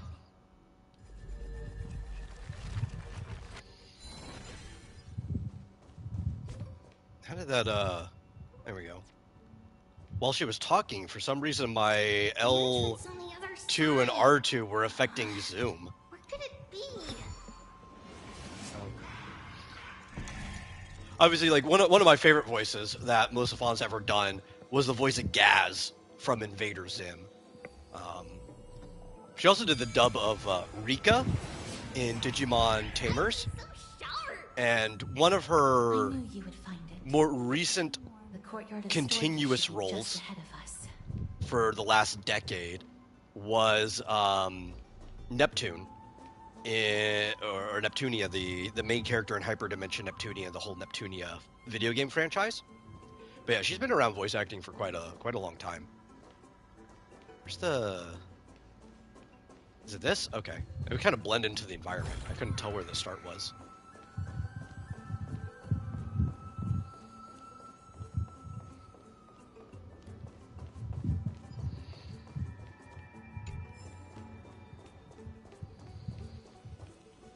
The very, very, very good voice actress. She uses pretty much the same range of voice for every character she plays, more or less. But she's also kind of hired specifically to use that range of voice. She's a good actress, though, so she does a good job of still separating the characters through the actual act of acting. There is no way she would have neglected such an important diplomatic matter. Like, even though they sound similar, you wouldn't confuse Silverwolf and Gaz for the same character. No one's here. I have an idea. Lady Trian, could you lend me that golden spindle? Do you remember? Lady Aglaya said this. While you're in the grove, the golden thread of the weft can also render all things around you visible, regardless of... You might confuse Rika from Digimon and Silverwolf for the same character, but because the grove is I think that also has to do with the fact that they have very similar personalities. But also where the chrysalis of gold and haircuts. Different hair colors. Oh, Nestia, with the weft as my vow, I beseech you, entwine my body with your golden thread and affection. Let's see, who does Shea Faraday play? I'm sorry. I had to recite that chant so that one of your favorite voice actors in here? Resonate with the Titan's presence within the ley lines. If I'm not mistaken, we should be able to draw power out of this butterfly exuvia with the golden thread.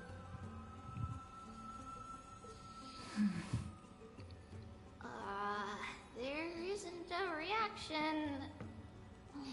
Did it not work? But that shouldn't be.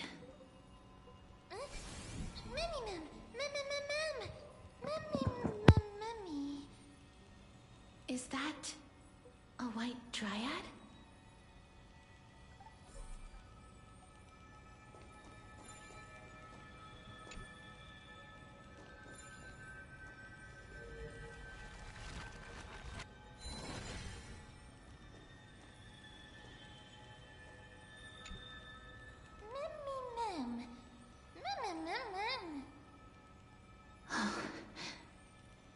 No. Oh, Cypher? Yeah, okay. White dryad. It is the shadow of a dead white. I could agree with that. Cypher is the highlight of all of Amphorius.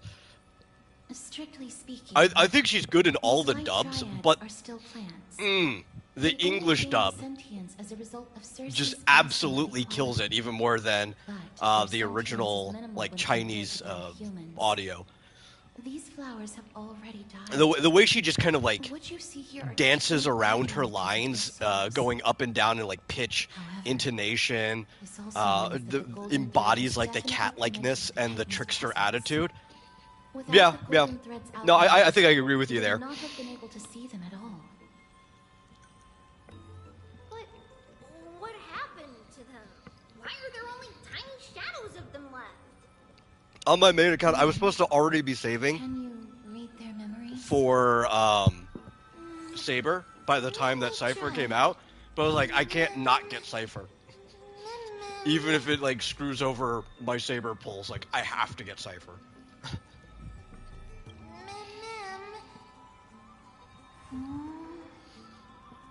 Black cloak,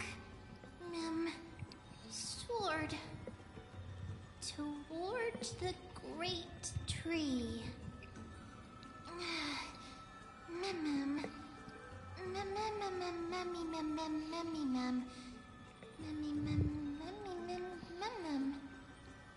I have a bad feeling about this.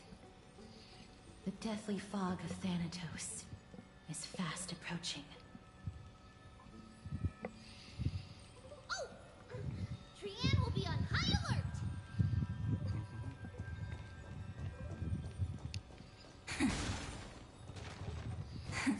Play nice.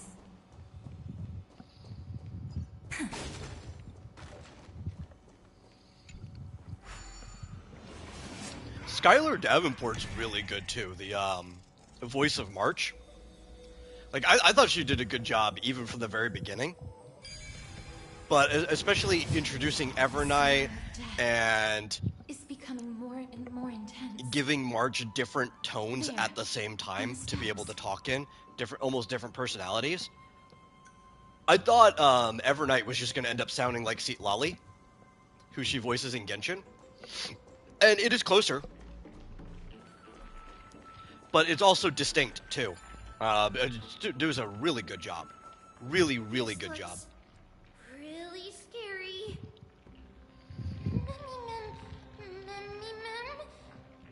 Very distinct voice, too. Like, when, Lali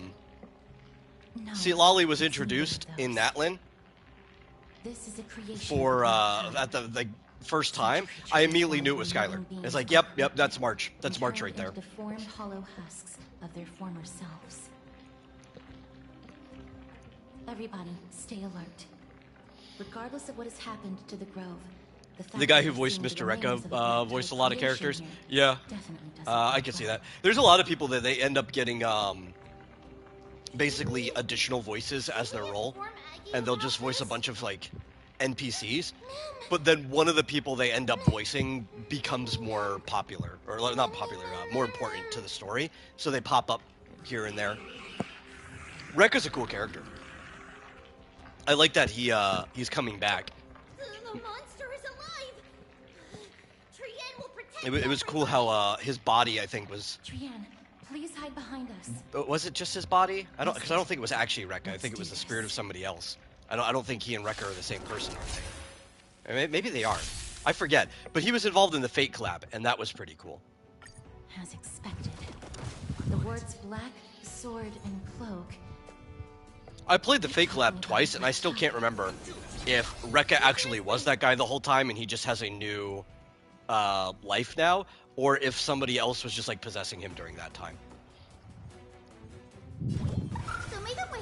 Next time it rains, I'll be there, umbrella in hand. May this faint light dispel the gloom, restore the skies. Treat our guest nicely. Oh, cool. You're not going to explode yet. Then we can get more from this. Night falls. Good night. I think the most I've gotten of the Memoria for Evernight so far, in just a casual battle, it just didn't end up doing a lot of damage because she's not fully built yet, was I got like 43? I know you can get it pretty high. I've seen some people with some crazy stuff. If you manipulate turn order, you get other memo sprites to attack, which raises the Memoria. Spread this quickly to the Grove despite its remote location. I'm afraid a world where I hear she's really, really good in pure fiction, which would be great because right now that is the one mode that this account struggles in. The dot side's fine. Like, I could just throw Kafka Heiselins on one side. Perfectly acceptable. It's having another team. What price? And even with, like, Saridra, Finance just not very good at pure fiction. He could sometimes be passable if you can get the full 40k Lady Aglaya, on the other side, but after a few days of surgeries, both made he's just not very good in pure fiction. We were able to save the life of that patient found on the outskirts. And my what's it called? Thank you again, Hyacinth. Herdico, the Herda Himiko combination is just not holding up to what it organs used to. Was especially severe. The result of the Black Tide's corruption. It's a miracle he's even survived. And without Saber's light cone, she just doesn't ult often enough. Don't stress yourself out over this. You've already done everything in your power to save him. There's no need. She just doesn't ult often enough for pure fiction. You deserve a good rest now. You either need her light cone or her E1 to ult often enough, because you need to get that either more energy, which is what the light cone solves, or more core resonance, which is what E1 solves.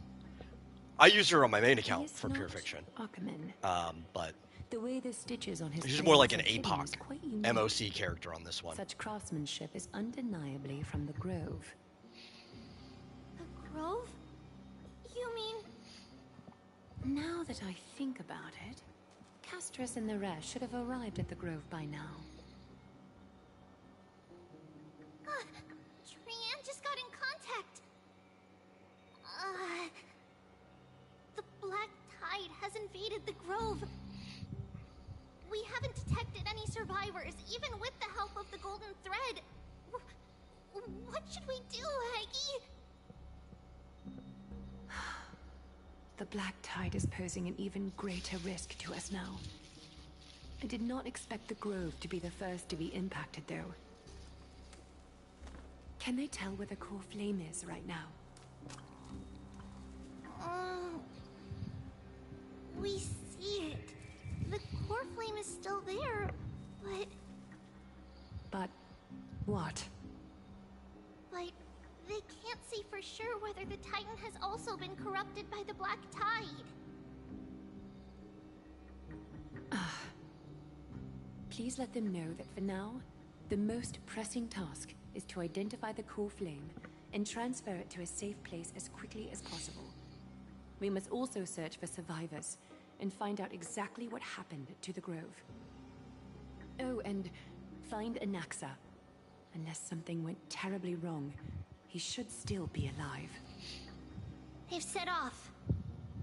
Please, stay safe, everyone.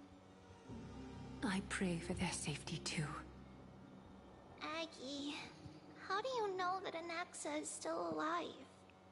Because he's too stubborn. I know that man all too well. If that blasphemous performer knew that he was not long for this world, he would most certainly try to seize the core flame and drag the Titan down with him.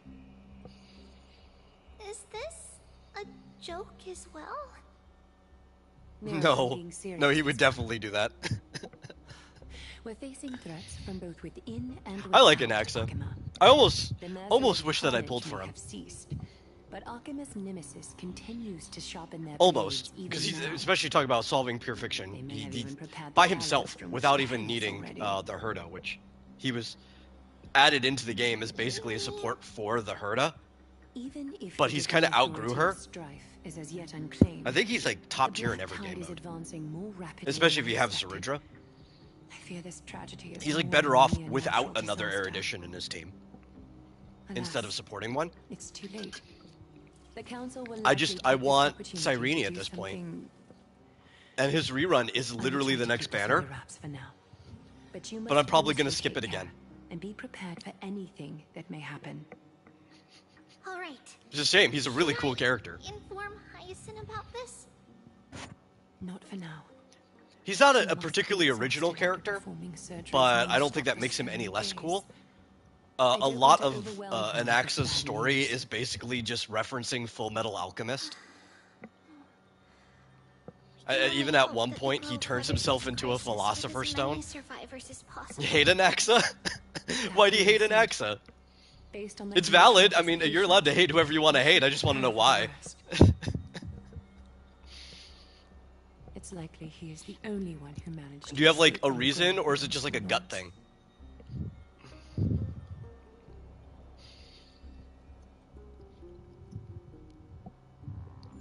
Like, I feel you. Sometimes you just get a gut thing. Up until the summer event in Genshin, I couldn't stand Bennett. Even though, like, everybody loves Bennett.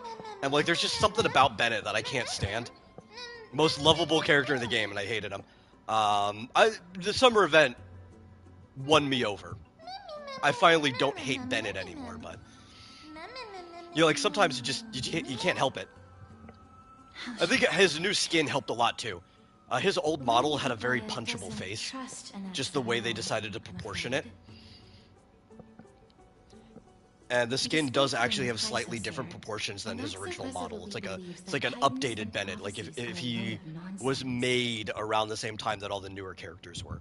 During our regular citizens' assemblies, he always votes to oppose the flame chase journey.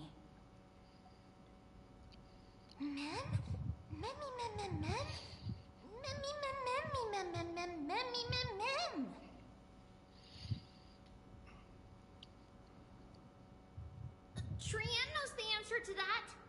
Everybody says that Circes, who symbolizes reason, is the most tolerant of novel ideas. Apart from Kefali, they're the Titan who treats us the best.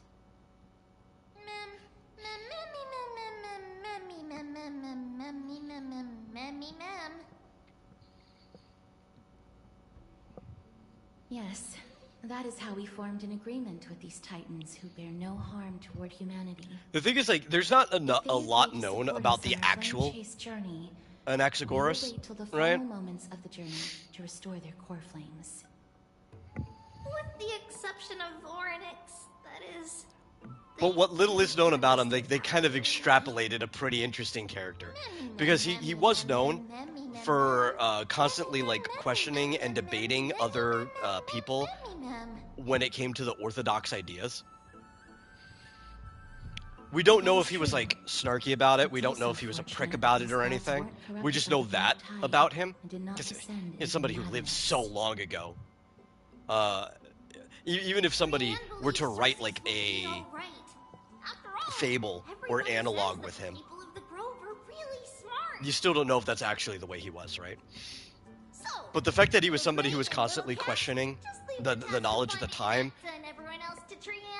to the point that, like, he wanted to rediscover it if he had to, that really fits the character that they wrote here. In that case, please bring the weft along with you, Lady Trienne. The golden thread will be much more effective from up above. Please promise us that you'll take care of yourself. Okie doke. If Trienne gets in trouble, we'll look for all of you. In return, if you get in trouble, remember to call for Trienne, okay? We'll come right over and open the gate for you. That's the other thing I wish to mention. Do not open the gate unless you have no other choice, Lady Trienne. Your body is not in good shape at the moment. Okay. We will keep that in mind. Trienne was just trying to help. Of course, we know that. After all, Lady Trienne is a demigod, the most powerful among all of us here. Remember all those brave heroes in the tales you've heard? See. They would always because he's pretty just like Dr. Ratio for Emphorius, and you don't like Dr. Ratio in the story. Nothing went wrong with their plans. Isn't that And they say he power crept Silverwolf. I can't accept it. Well, okay. I'm trying to remember when her buff came. Did the buff come before or after Anax's release? What patch were the buffs? Because post buff Silverwolf, at her job is still way better than Anaxa is. So anybody who says that's wrong. If they were comparing to pre-buff, it's like, well, she's still the only one that lowers your type res, the enemy's type res. Anaxa doesn't do that. He just implants the weakness. And she still only does that to a single type for a single target, but it's still more effective at what it does than Anaxa does. But if, as far as a DPS, you would need like E4 Silverwolf and a bunch of hypercarry to even get close to what Anaxa does for damage.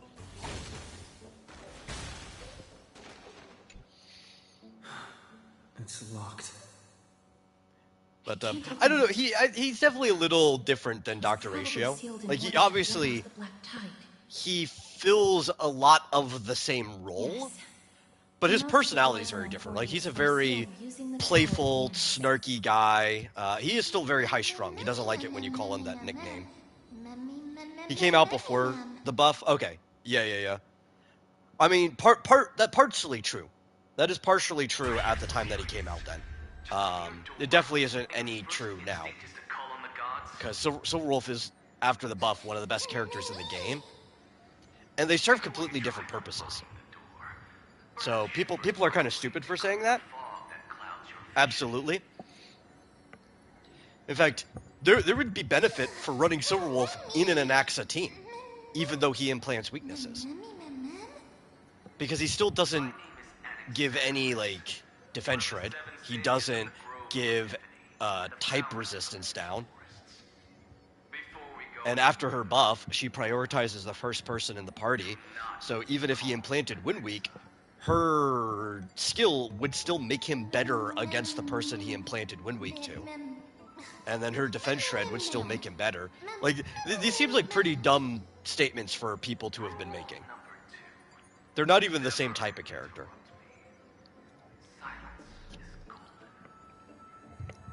Now, if people wanted to say he power crept the Herda, well, that actually might be true. Because they're trying to solve a lot of the same problems. But the Herda still works better in dual DPS comps. Because if he has another erudition in his team, he loses a lot of his self-buff. And he's better in hypercarry comps. So it also still depends what you want to do, right? Like, I think Anaxa is better in APOC because he implants weakness and you just want to break as fast as possible in APOC. And he's probably better in Memory of Chaos as well because you can get him to do more damage than the Herda as a single person. But because Herda works good with another erudition character, she buffs, she needs them, right, to get her full damage. But she's better in Pure Fiction, right? Like, right now, I don't think anybody is technically better than a well-built the Herda in Pure Fiction. But he's still fine. You don't really need somebody to be that well-built for Pure Fiction. If you wanted somebody who was an all-rounder, Anaxa would be a good pick. You're just probably going to want at least 2 action advancers so he can go enough times. The Herda doesn't need that.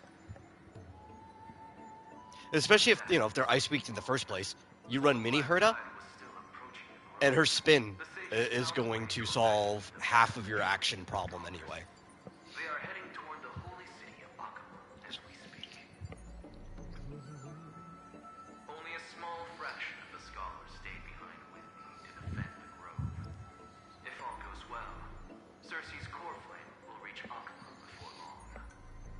You don't think any of these Asian mobile games appeal to you, Fizz? That's okay. That's perfectly fine. I appreciate that you came to hang out anyway.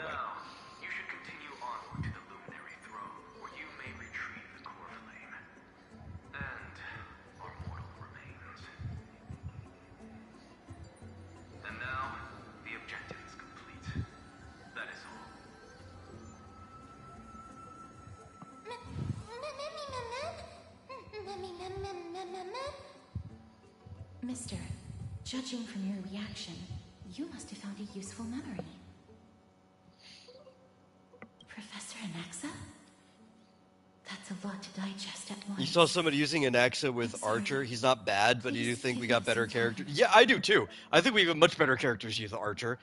Especially because, like, if you don't have the Herda's light cone on him, Anaxa's going to just be eating way too many skill points. For some reason, he's especially particular about his full name.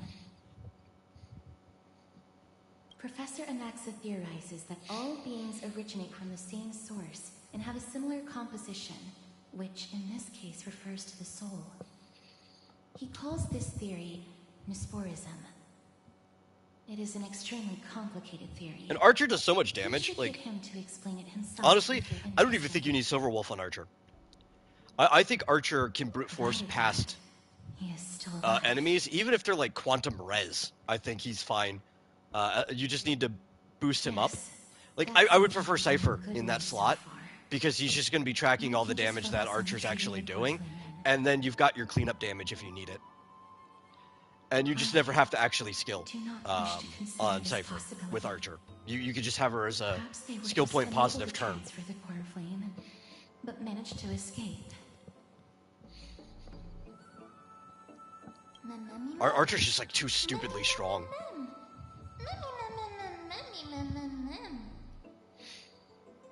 It is located at And the cool thing about Archer too is that he gets benefits from his idolings, obviously. On my main account, I did manage to get his light cone with the for free with the 200 pulls first. Our way there won't be as simple But as the professor made it sound. I've noticed like he doesn't benefit from his idolings as much as other characters do.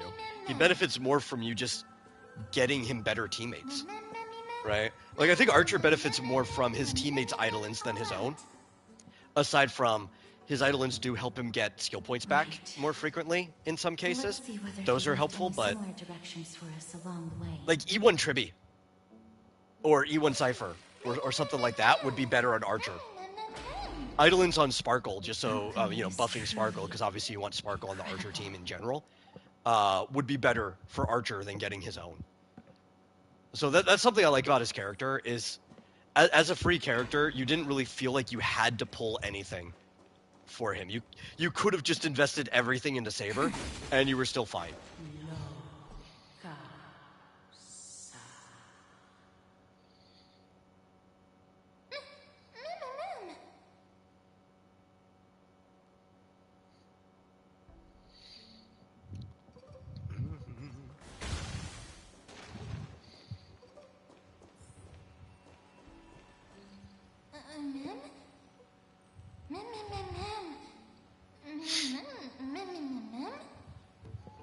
No, you didn't imagine it. I heard it as well. I'm afraid that someone's probably nearby, as we are unable to ascertain whether they are friend or foe. So he was using Anaxa to add quantum weakness, and he was also using Imaginary MC. I feel like Anaxa, because he's going to add every weakness, was probably better for Imaginary MC than he was for the quantum weakness with Archer. Right, because Imaginary MC obviously wants you to be able to get to that break state, right, for the super break.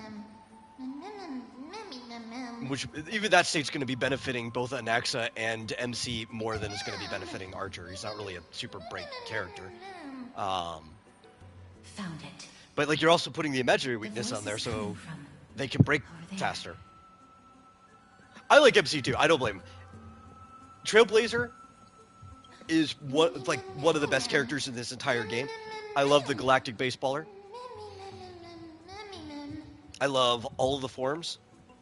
I like the fact that because I have Fugue on both accounts, if I really wanted to, I could play Super Break Physical MC, which is the only semi-viable way of playing Physical MC. Because that ult has a ton of, what's it called? Break efficiency or toughness value. It's got one of the highest toughness values out of any skill in the game. There are ones that are higher, but it's up there. So you do get like a massive pop on the single target version of Physical MC's ult. You just have to screw the old builds where they wanted you to build crit on him and just go straight to full break effect. Super break build.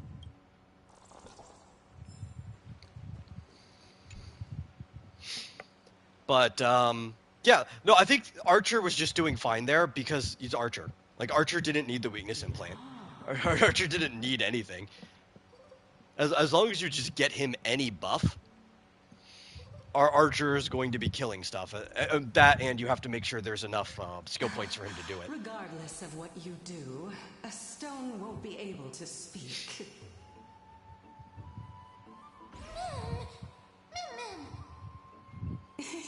Such a lively little bunny. You even smell a little familiar. Yeah, I think you should just use your favorite characters. Regardless of what people think about them. As long as you can make them work. I'll accept your praise. And maybe you can't use a full team of just your favorite characters in some circumstances. You have to split them across different teams. And you have to give them some support just to make sure they work. But it's still better to be using characters you like over being a meta slave. Idonia's renowned goddess. If you happen to really like supports, though, that's even better because since you are aware, having good supports happens to just let any other character you like work better. And that's why they call it Honkai Support Rail. How cute. Just call me Calypso.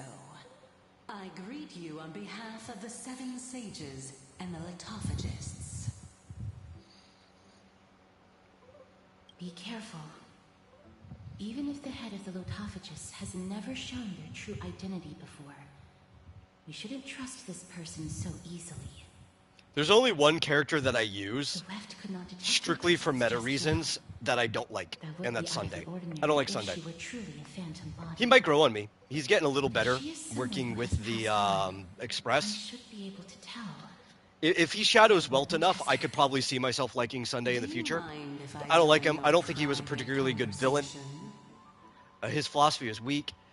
That would be rather inappropriate for now he's acting as dumb as his philosophy was, so maybe he was just an idiot the entire time. But he's like really good. I pulled him just because Jing Yuan deserves it. That was the reason why I pulled Sunday, and then it turned out that he's like one of the best characters for almost any team you want to run in the game, any like hyper carry you want to run or whatever. So I don't regret pulling him and using him. But I think he's the only example of me using a character I don't like. What was the topic for the grand finals of the 752nd Great Debate? Is a flying arrow in motion or at rest?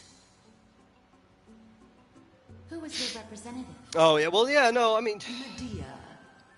I don't know if there are trash characters in this game. I think, especially meta-slave people, sweaty, because this game doesn't even have to be sweaty. You don't need to do anything but the story, right? You get more pull currency, you know, more stellar dates from doing the endgame modes, but you don't need to do them. They're not a mandatory part of progressing the game. So it's kind of just like a bonus. If you can, you can. But like, I don't know if you can win with just 4 stars anymore. I think power creep has gotten too far away from that, especially because they have not given us a 4-star in a year. Like, Muzza was the last 4-star we got. But they are still valuable. And as long as you have some other characters you like, you can even still slot in your favorite 4 stars and still beat the endgame modes in here. So, you know, screw the hyper sweaty people who want to call things trash. At best, right? At best, you can't call it trash. Or I guess at worst. There are characters that are less viable than others, but there's no one in this game who's absolutely trash. Except maybe Arlen, but you know what? I think you should hyper carry and make Arlen work anyway. And I'm not calling him trash, I just think he's borderline unviable. As long as we can get the water. But you know, the thing is, like, if you tricycle, you could probably get Arlen to clear with a tricycle. You know, if you went like Tribby, Hyacinth, Cypher, you could probably just brute force Arlen to clear anyway. And you wouldn't even want to run Hyacinth on Arlen because it stops him from getting his bonus. But those 3 would just add so much damage that he'd probably clear anyway without his full bonuses. Actually, I'm wondering if, talking about it, because like Arlen's biggest problem is keeping his HP low enough to keep his full bonus, right? You have to have him down to like 30% HP or something like that for him to have his full bonus. Anything below that doesn't matter. I think that's where it caps off, somewhere around there.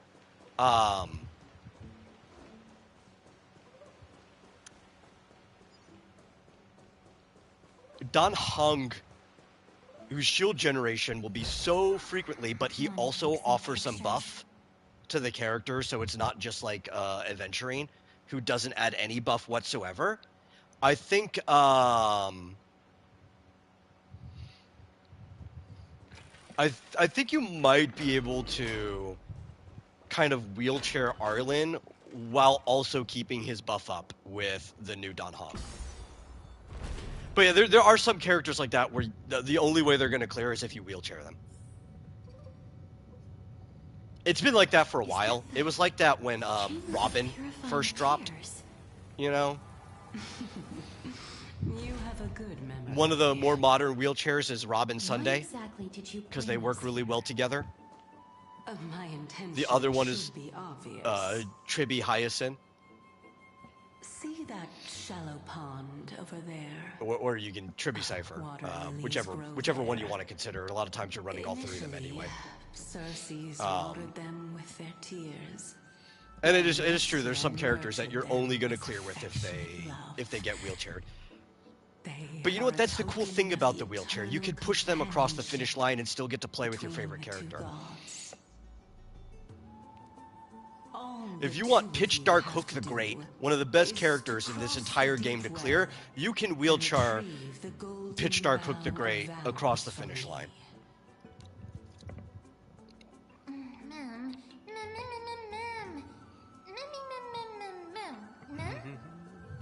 Indeed. Could it be that you actually do not know how to proceed? Put her and Digatron into the wheelbarrow and just push her We across. can retrieve it, but I advise you not to waste your time on any schemes. Oh my. I'm helping you to eliminate your worries and obstacles, and yet I receive nothing in return. It's actually one of the things I like going into the lineup assistant in Hoyo Lab is I like to see all like the really weird comps that some people manage to clear with. Remain trapped here for the rest of eternity.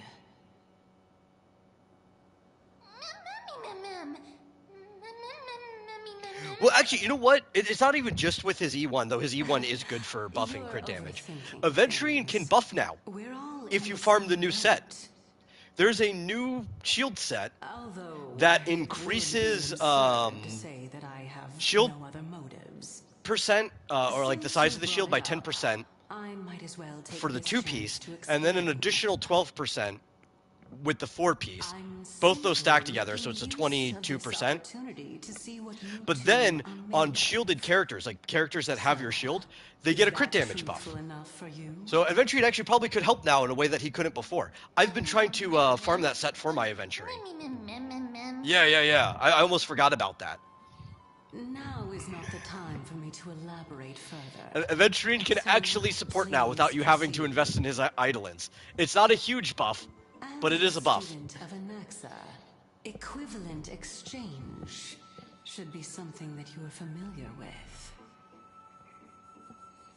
I cannot I don't know if the shield will still be as good, though, Since our interests are aligned right now, as the defense set. better for us to do as she Because the says. defense set shield, Besides, what's it called? The night set even though gave you the 10% like the 2-piece will for the new one, but then it gave you a full 20% if you unfortunately turn like out to damage be her reduction ultimate to shields that they provide, please don't worry. I will promptly intervene. which probably means effectively the shield is better than the additional 12% that the 4-piece of the new set gives you of shield value. But it probably doesn't matter. Because a lot of people were defending with Aventurine, giving him a damage set like the Pioneer of the Deep. So if like you could defend well enough with the Pioneer, this is probably an improvement regardless.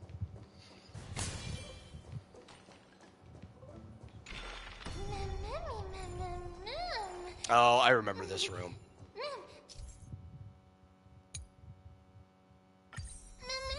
I need this. Oh, you know what? Forgot. Let's go. Come on, Lycone. Nope. Hey, you know what? We gotta try. We gotta when it's available. We gotta try.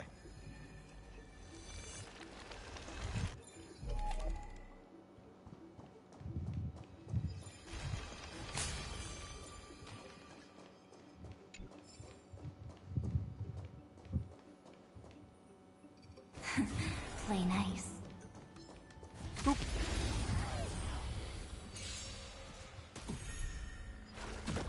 This is being in sync? If you do change, you'll get 35% crit damage because you got E1. That's cool. Yeah. So you're taking a Aventurine in your account that was already somewhat a supporter anyway, and you're just making him even more of a support character. And that is just a complete upgrade for you. Umbrella in hand. Your time to shine. Till we meet again. Don't worry. Night falls. Good night. Let's play for a while. Don't move.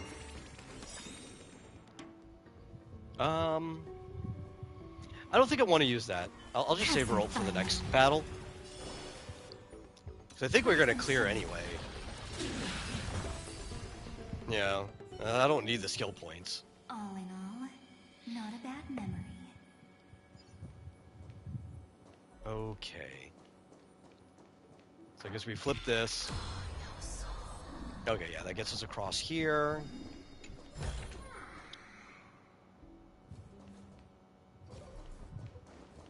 Oh, here we go. This is what we need. Huh? There are Ichor vessels stored here.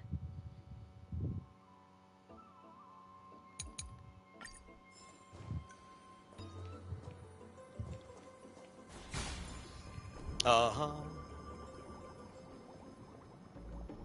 And that goes to the opposite side. Okay, cool. Flowers, mem. So you don't think I'm gonna do that? Though I might do it in the future, but not right now because I'm trying to build other characters. That's also fair. I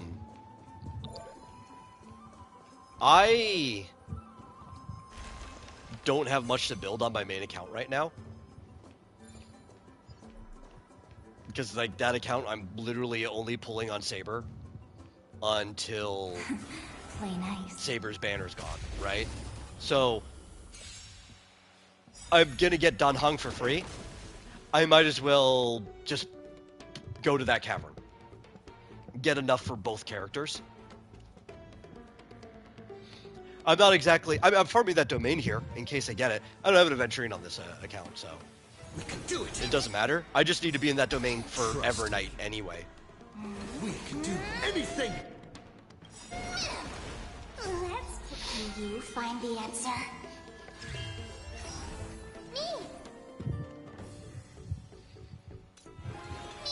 There is a nice benefit where, if the thing you have to farm anyway is in the same domain, don't worry. You don't feel like you're wasting your time farming a domain for only half a set. Night falls. Good night. Rise and shine. Have some sunshine. May this fate dispel the gloom, restore the skies. I tell you, the domain that still gives me a little like PTSD is farming the quantum set, because the quantum set has the defense reduction set, which was kind of useful once back when Swarm Disaster was new, just putting on your supports and stuff so they don't die. But I don't ever need the defense reduction set again. And I even went back into it, and I got, like, Nom flashbacks, because I was trying to get better stuff for Archer. And I was like, oh, no! No! The defense set! The useless defense set! Treat our guests nicely. This is being in sync? Sparkle, aside from the team-wide crit damage boost, and the slight advance forward, is actually kind of useless in this team. Because like Hyacinth and RMC are still kind of like enough skill point positive alone that I just do not need the skill points from Cypher, her buff. Feeling spiffy? And I thought before I got into playing Evernight that I might need it. Don't worry. Just night falls. But then I realized that Evernight kind of just doesn't use the skill point. I didn't read her kit to realize that she wasn't going to be eating the skill points. She's eating her health instead. So, I don't know. I like Sparkle. She's a cool character. Until I can replace her with somebody more useful for this specific team for stuff, especially because, like, again, story's easy, I'll just leave her here. I like to see her face. Play nice.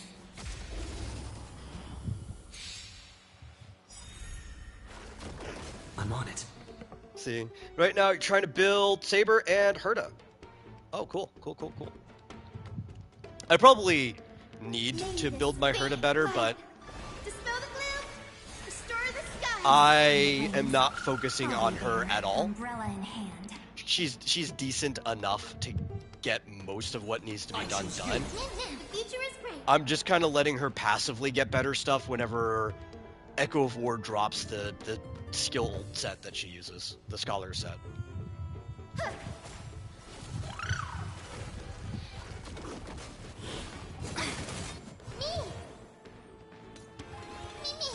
Time for some sweet dreams. Treat our guests nicely. Don't worry. Just close your eyes. Night falls. Good night. Trust me. We can do anything. 100,000? That was our most damage we've done yet with Evernight. That's still not great damage for this far into the game's lifespan, but Not a bad memory. for an unfinished character, that was nice to see. You need more crit rate on Face Shout. Ooh, yeah. I think that's the roughest one, too, because, like, you need basically 100% crit on Face Shout. If she misses one crit, you're just in misery. That's it. No saving. You're just having a bad time. She's in that case where you want to get most of your crit damage buffs from other people.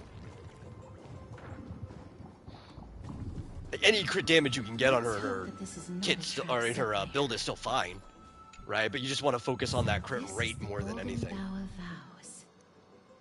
Unlike Evernight here, I hope that the Titan who just gets 56% crit in her traces.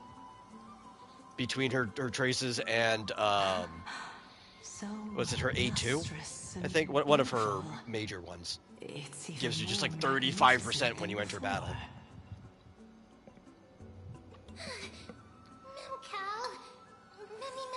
Well, it's not when you enter battle, is it? It might be when you enter battle. It might be right away. Yeah, because I think the crit damage buff is only when her summon's on the field. But I think the crit rate you get regardless.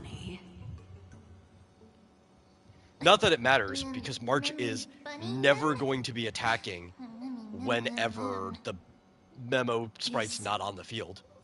She'll just eat some of her health the next turn comes up, and then the Memo sprite's on the field. We'll know once we test it. Like, I'm going to max out her basic attack anyway, because I'm a little OCD about that stuff.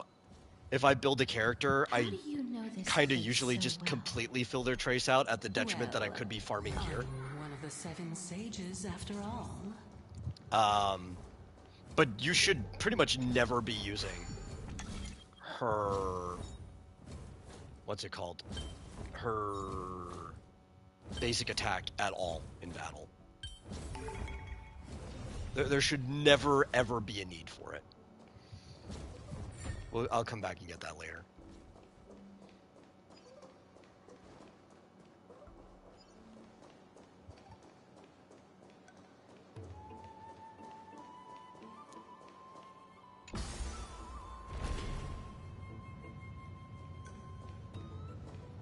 Oh, here's a good question.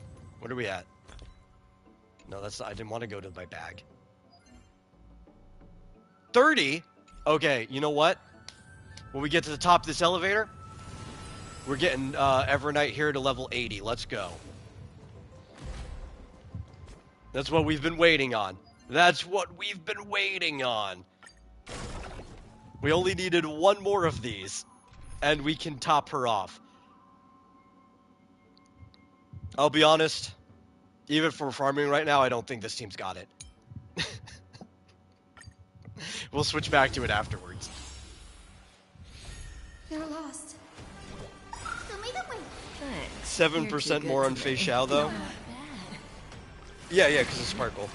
You always got to consider, like, the buff you're getting from everyone else. My problem is, like, I need basically 90%. Or, no, I need more than that, right? Yeah, I basically need to get 100% from Fei Xiao's build. Because I don't think you get any crit rate from Robin at all. She's an attack buffer and crit damage for follow-up. So, the only support I use in the Fei Xiao team, I don't get any crit rate from.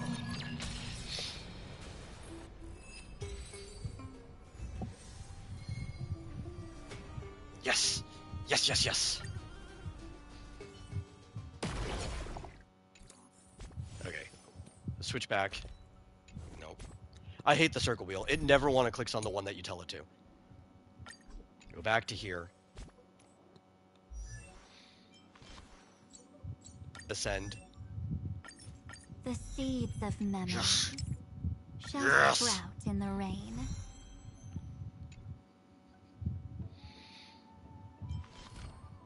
Do I have enough left for this? I don't. No! That's the one that I needed! Look how much crit damage I'm missing! 50% more crit from this team!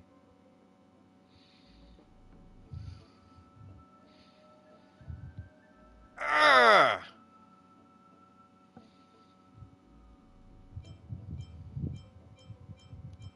I overused.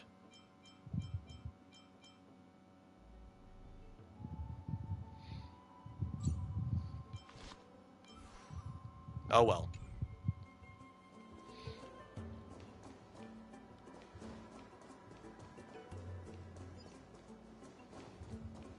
Wait a minute.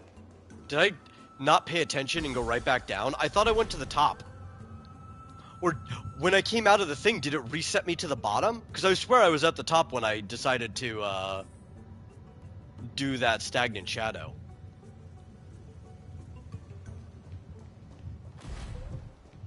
Star Rail, why would you do that to me?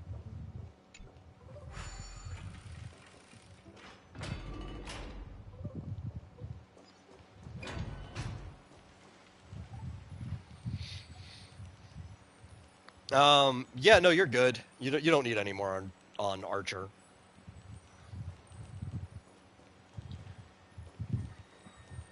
Just like, I'm probably over crit on Archer. Where is he? So I think I'm like 90 something. I think, oh no, the other one where I'm like 90 something.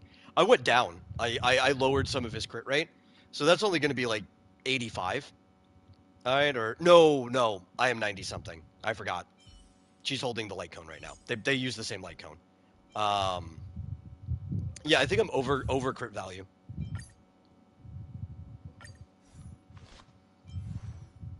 $91? Yeah, by like 1%. I'm over crit value by 1.4%. But like this is he's fine here. He doesn't need a change.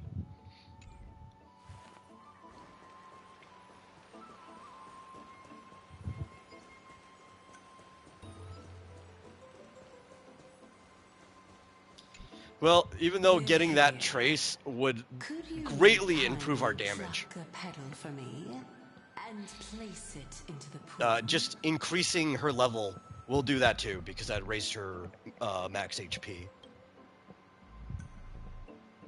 Now, can our little goddess perform that again? Huh? So the reason why we want Hyacinth here too, because she raises the max HP when after her ult, so that'll make Evernight do more damage. Got it.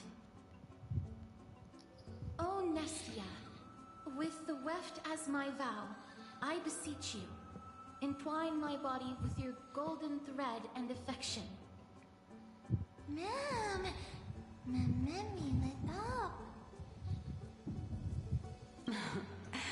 It's just. I heard that they're changing between the Titan and Remembrance Trailblazer. What do you think? It really is the golden. And I don't know if that's just something that happens when Alicia buffs the Remembrance Trailblazer, because it's one of the people that, or Cyrene, one of the people that Cyrene can buff, or if that's like an actual change that's coming up. But apparently, I think they're changing it to where he's got like an enhanced basic attack. To get you to lower your guard. You don't have any other choice but to play along. Yeah, why? I don't know. Therefore, I don't know why. I think it only would be making the character better, but we can always determine who's right and who's wrong once we overcome this. Maybe it's because of Mem. Yes. Maybe like, well, because Mem's evolving, we have to make Trailblazer better. Then It's already the best version of Trailblazer. However, giving us half-truths is not the right attitude. Harmony's pretty close, especially if you don't have Fugue, because it's the only way you can use Super Break. Though Super Break, in general's damage has kind of been falling off. Since we have passed your so-called trial, You kind of want to have both Harmony and Fugue together to really ramp up that Super Break.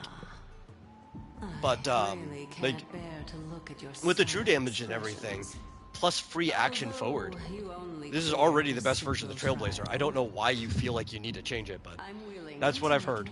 I've heard they are changing the way Trailblazer works a little bit. I'll allow each of you to specifically with Remembrance. But not the little bunny. Personally, I think they should just buff every version of Trailblazer. Ask away. This is the main character of the game. Let's buff Physical. Right, the Destruction Trailblazer. Let's buff Preservation Trailblazer.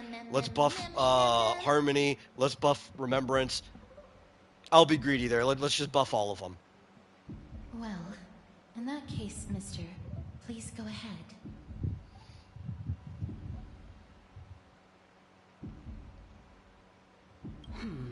Yeah, no, they're what do they call them? Dreams. As I've right now. previously mentioned, I'm one They're of the dreams seven right now. sages of the Grove of Epiphany. If you think that this answer is insufficient, then I'll add to it. I'm the leader of the seven sages. Well, Fizz asks, is there any talent I have that is useful? Well, I don't think redirecting a conversation to always be about yourself is useful, so that's definitely not going to be on the list. Was your previous answer the whole truth and nothing but the truth? I mean, 3D modeling is a useful talent. Unnecessarily complicated. I know you're just limited by it from your That rig. applies to you as well. However, If we you do had not a better harbor any computer, you hostility. could probably sell We that merely talent want to out for avoid people any who need potential stuff. harm to us. Lady Calypso, if you want us to work together more effectively, I advise you to answer my question honestly.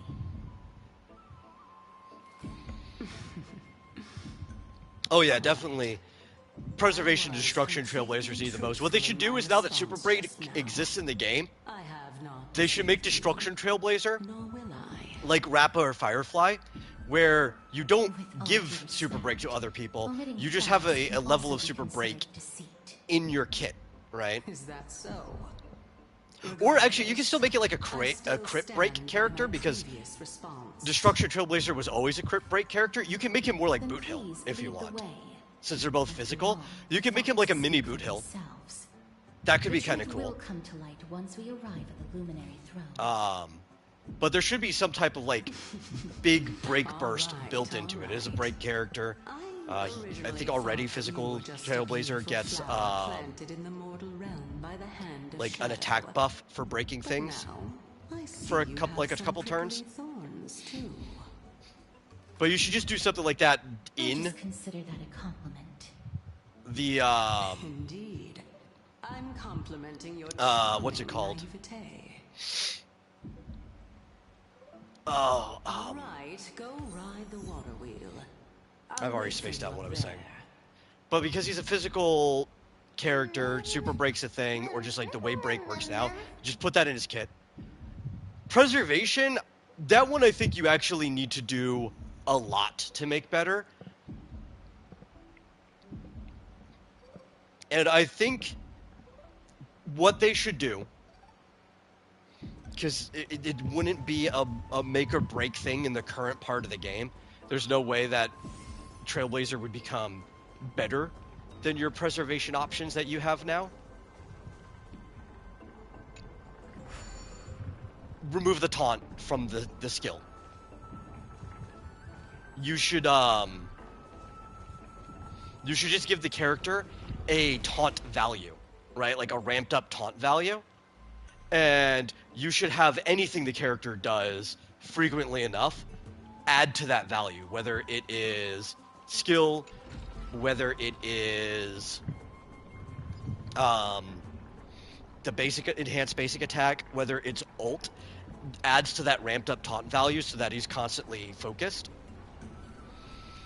And then change the character to maybe working as like a Quake preservation character, right? Make the shield a little bit stronger so that the character has the desire to skill a little bit more often.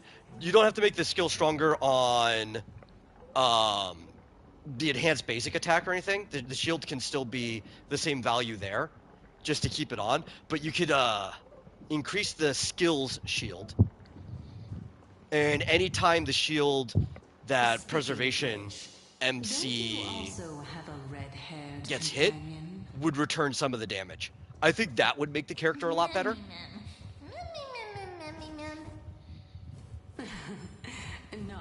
Either that, or instead of Quake, just make it damage reduction, right? You can still keep the shield small, but the skill adds damage reduction to everybody for a turn or two. Metaphors are not worthy of praise at all.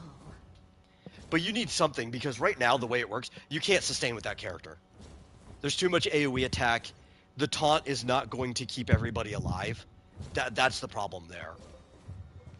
You'd be better off running Preservation Trailblazer as a damage dealer, building it Super Break or something like that, you know? Which is sad that all of the older versions of Trailblazer are really only viable right now if you run it as Super Break. But that also means that you have to get Fugue, because you can't use Super Break with Harmony Trailblazer and the other versions of Trailblazer. Well, I do thank you for the watch time, Fizz. I'll never complain about that.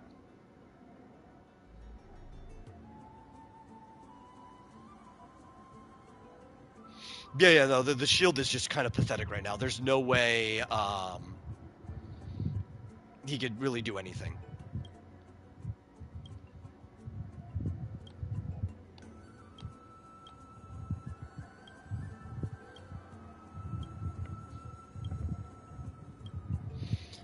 The thing about Trailblazer, and I think part of it too, remember SMC is the first version that isn't based on break in some way or form. Because Destruction is the first glance that we got, every character is kind of a break character. Even Preservation is there to just like draw aggro from single target. So right now, it's still only good against single target bosses. And you have to build a lot of effective break for it. But he goes so often, especially with the enhanced basic attack and his ult have a decent toughness damage, that he's still more centered around the break. And Fire Break is one of the largest ones than he is about defending. That maybe they should make it to where the shield gets bigger the more break effect you build. That would be cool and make him different than every other defense character.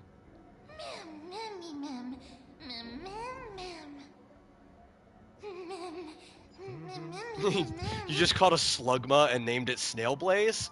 That's a cool name, actually. The Path of the Snail Blaze. It's actually just the lava that he leaves behind. Oh, you know what? That's an easy one to get. Yeah, we'll do this battle. Why not? Play nice. It's not necessary. I probably could have stuck by, but what's the point of having a character if you're not going to actually kill things with it? We can do it! Have some sunshine! Me!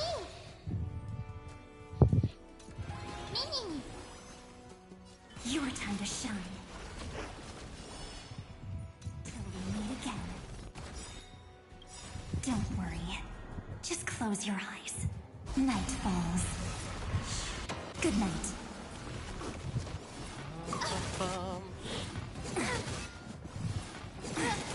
I'll go easy. May this faint light dispel the gloom, restore the skies. Personal power like team power. Don't move.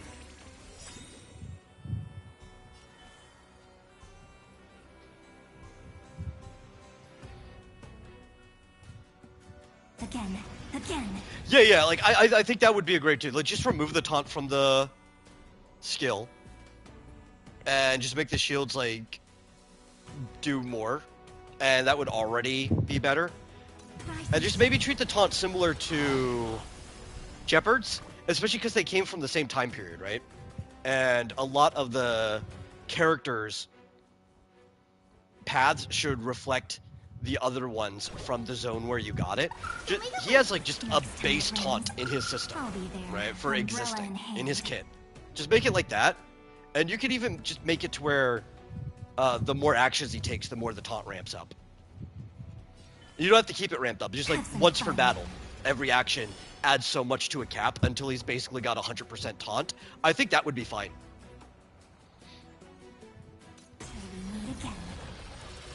This is being in sync? Mimi!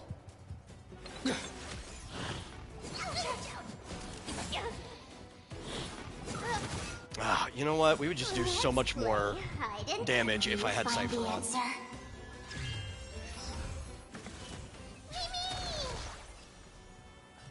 Feeling spiffy? This will probably kill everyone. Your time to don't worry. Night falls. Yeah, just make his taunt native. Rise and shine. Give it more shield value. And personally, I think it'd be fun if the shield just scaled off a break effect. Why not, you know? How powerful is Mem in canon? That is a tough question. Because Mem is not like a combatant in the story. Like, she is in battle.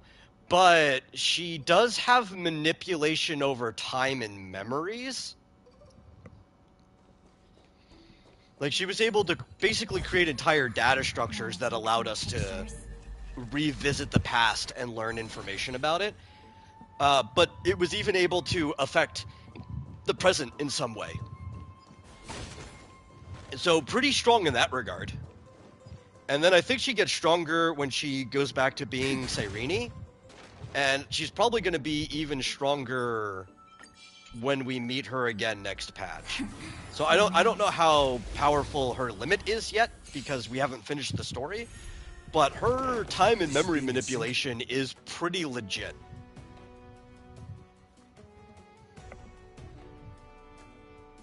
We can do it! Have some sunshine! May this dispel the gloom! How much health does she have when this is active? Over 5,000. Personal power like team power. Mimi! She's way more powerful than Abe Sapien. Yeah. Mimi! I don't know which one I actually want to be putting Mem on. I feel like it's just better to put it on March because all the buffs would disappear to the Memo sprite when it dies, right? Does it just share her buffs? Is this different than the other ones? Oh, okay, so yeah, this gets the Mem support too. So I only ever want to put Mem on Evernight. That's good to know. Evie just gets all of Evernight's buffs. I'm glad it works that way, because it'd be really frustrating to try to keep buffs on something that keeps dying and reappearing. I've just only been putting on Evernight for now because all the damage is in her ult at the moment. Don't worry. Night falls. Good night. I'll go easy this time. Mem is a Pokemon right now, but she turns into a Digimon? Absolutely, I've been thinking that too, right? Mem is like Gatomon, right? And she's about to turn into, like, Anjuamon and then Ophanimon. That's what's happening. That's Mem right there.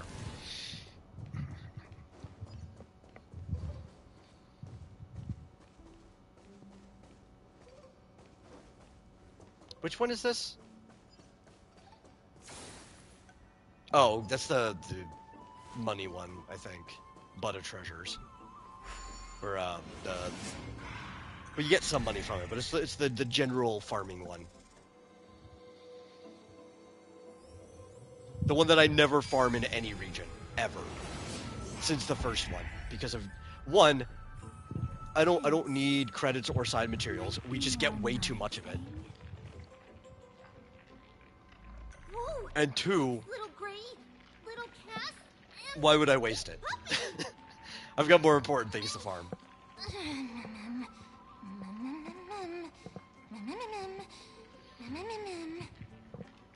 Lady Trianne, are you all right? Were you hurt? No, Trianne flew high up into the air so the monsters couldn't reach us. Oh, also, the spindle that Aggie gave us is so powerful that Trianne seems to have found Nax. The, He's near the treetop. Memimon Even though our digivolves perception to Cyrenimon, It's not like the white dryads from before. who will then digivolve into Elysiamon. But since Trianne was alone and afraid that it might be dangerous, we did not fly there to take a look.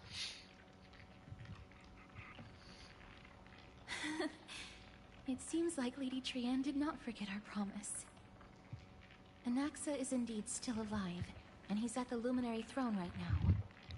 It seems like Lady Calypso did not... I think it's kind of cool we got human Digimon so we can simpo on them. Huh? Yeah, it's a little less weird. Well, I'm a big fan of Anjuamon. I mean, who isn't? But I actually have like a little Gatomon and Anjuamon on my desk Oh, so you found a survivor! that are like 20-something years old. But the golden shrimp doesn't seem to be able to sense... So what's with jumping spiders? They are apparently the only arthropods that have the cognition of a vertebrate. How did that happen? Going without a trace. I don't know. I can make some guesses why their thinking abilities different than many other arthropods. It probably has to do with how they travel and hunt, though. Most of the time, that type of adaptation comes about because of necessity, right? Trianne found it on a branch not long ago. Trianne even used Like, the golden grazers thread to search aren't around particularly and stupid, entire grove. but predators have to have a higher level of cognitive ability to be able to catch their prey. Really like, oh, Lilithmon? Yeah, dude, Lilithmon's a good one too. So, because when Trianne picked it up, we didn't see anything at all. And judging by the Wasn't she in, the aura trying seems to think the last time I saw her? She was in Cyber Sleuth, right? The aura gathered at I think that was the last time I saw Lilithmon. Hmm. It seems to be... Oh, a little higher and a little ahead of us. The Dome of Devotion. Calypso, just what are you hiding? Again, its environment. Like I said, in general, predators tend to be smarter, but there are different factors that drive different things. Like, take gorillas. Gorillas are stupid.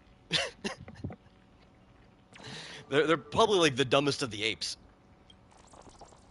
Almost all of the gorilla's closest relatives are dumber, are smarter than the gorilla when it comes to any cognitive test that we put on them.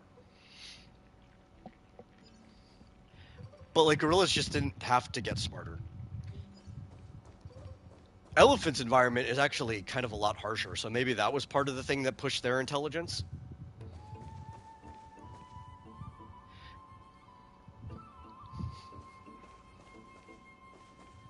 Because a lot of elephant intelligence probably ramped up through ice ages.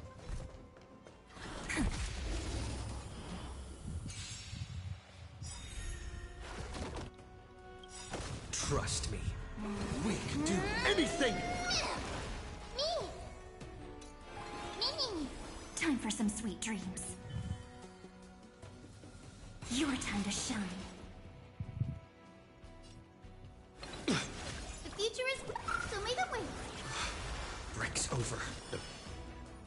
Rise and shine. You know, I was hoping that would be enough.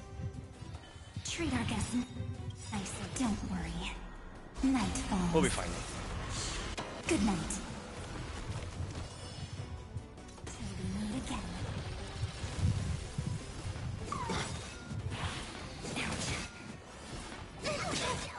Here's another Digimon I like. I like both the guy and girl version of this.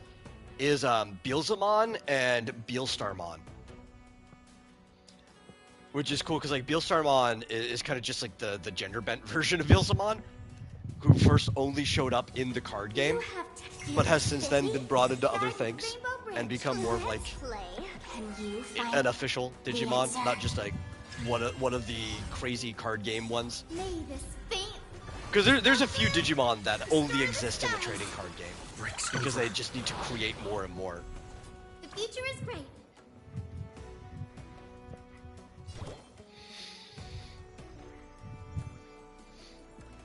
Have some sunshine. Again. Rise and shine.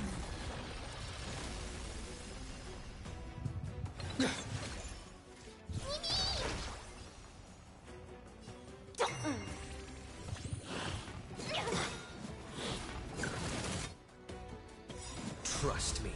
We can do anything! I'm also looking at the time. We are going to be finding a stopping point soon. I don't know if immediately, but within the next 15 minutes, we will probably be finding a stopping point. Just as a heads up.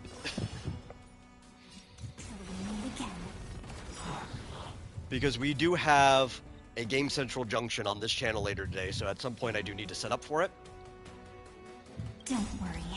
And if we find a good stopping point sooner rather than later, I still have time to shower. And I would like to do that before the show. It's not absolutely necessary, but I'd like to. So may the way. Break's over.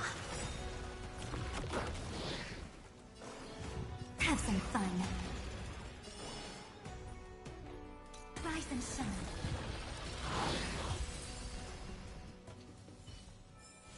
All in all, not a bad memory. Play nice.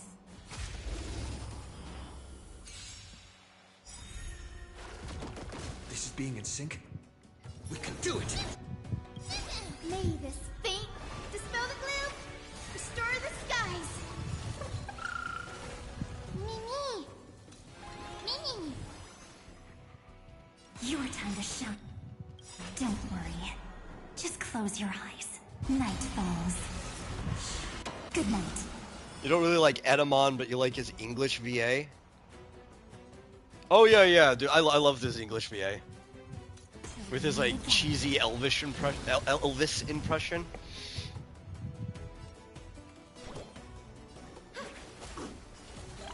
He was a pretty weak villain for the arc. And I don't mean like power-wise, because he was definitely strong compared to what they could do at the time. But I mean just everything about him as a villain wasn't particularly good. Again. Rise and shine. But I really liked his English VA.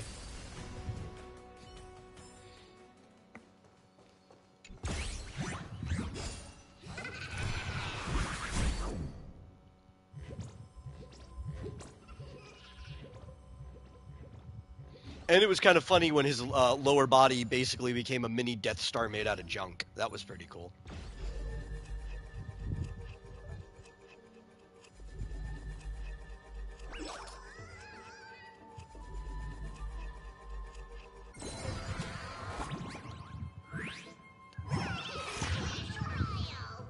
Oh, okay. We have to fight Bartholos.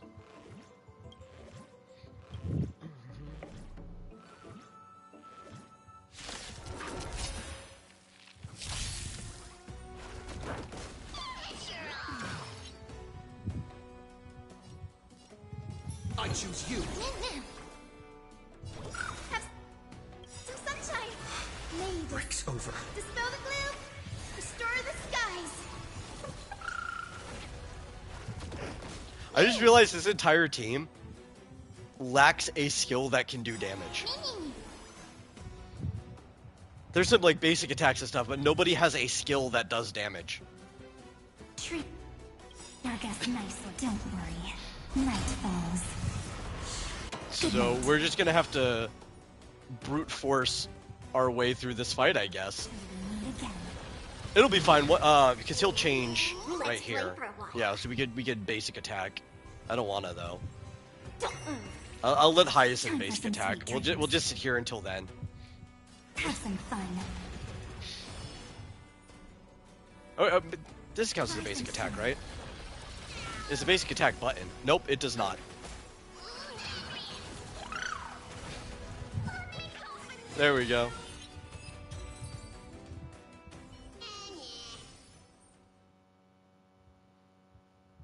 Metal Edamon was even dumber than the original Edamon, but in that way, I kind of liked it. You know, it was the same guy. He came back, but like somehow he just became even dumber than he was before.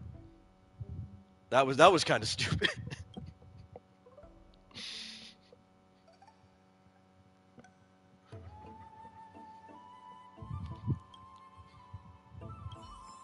He was shiny in Chrome though.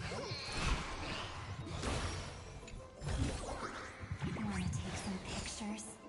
He kind of came back like Cooler did in that one Dragon Ball Z movie. We'll avoid you guys. You're not blocking anything.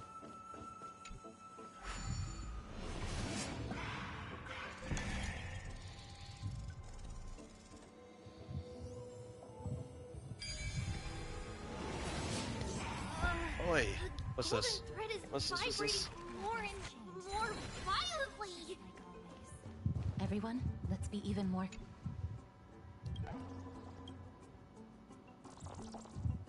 That's right, I cut Castros off. I don't even feel bad about it.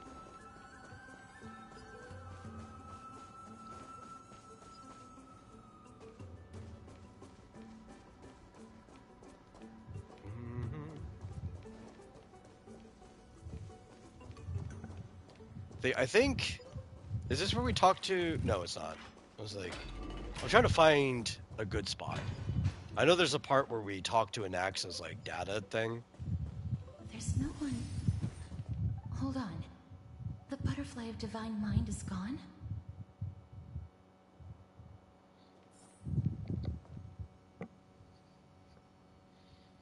Yes, I am aware of that, Fitzjozo.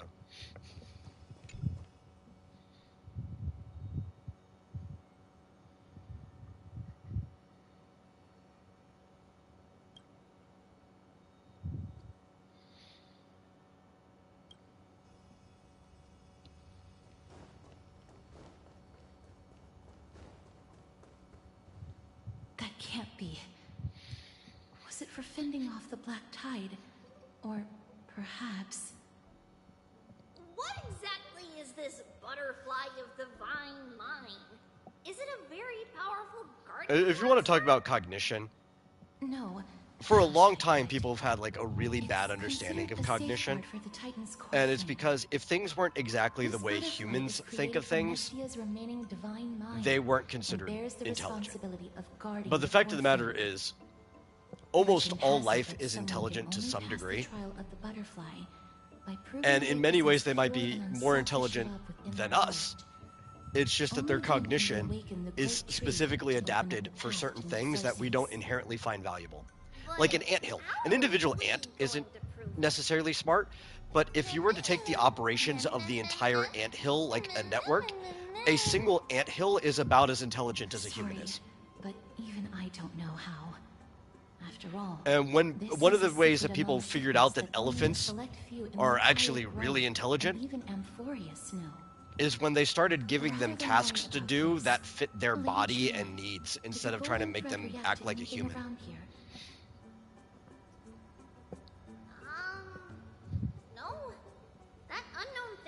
And we found out actually, one of our most intelligent neighbors,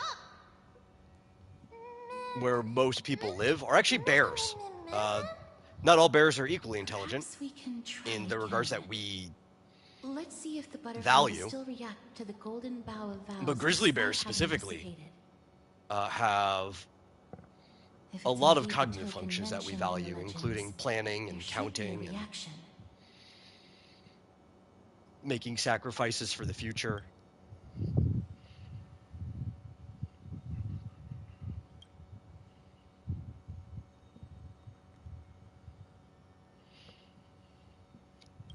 But we just had very limited knowledge in the past ourselves, and have always jumped to conclusions. Like, people used to think goldfish had bad memories, but that's not even true at all. And yet we still have the phrase, like, memory like a goldfish. And we use it because we know what somebody means, but goldfish can remember faces. They can remember schedules set to their circadian rhythm. They can remember their owner. Let me give it a try. They know the people who feed them. Oh, Nestia. With the weft as And my it's not like vow, a short I 3-day beseech limit. you, They can remember entwine you my for body years. with Like your the golden whole thread and few affection. years of their life, they can remember you.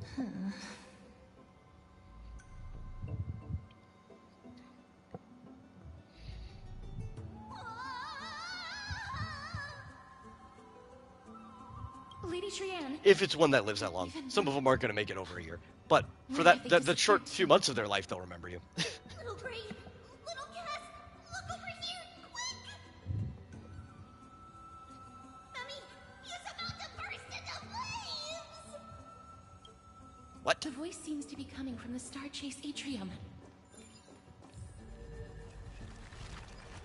I don't want Memi to burst into flames. Anyhow, this should be a good stopping point. So let me get this. Let me get that. Let me get that.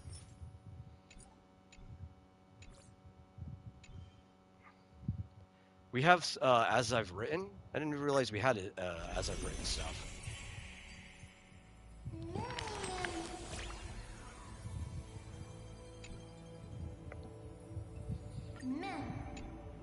I must have just completely passed this without even paying attention. Oh, I don't have time to write stories right now, though. We might have to just save that for next time.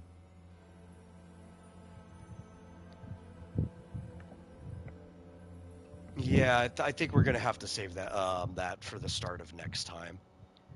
We don't have a poll, so we're not going to end on that.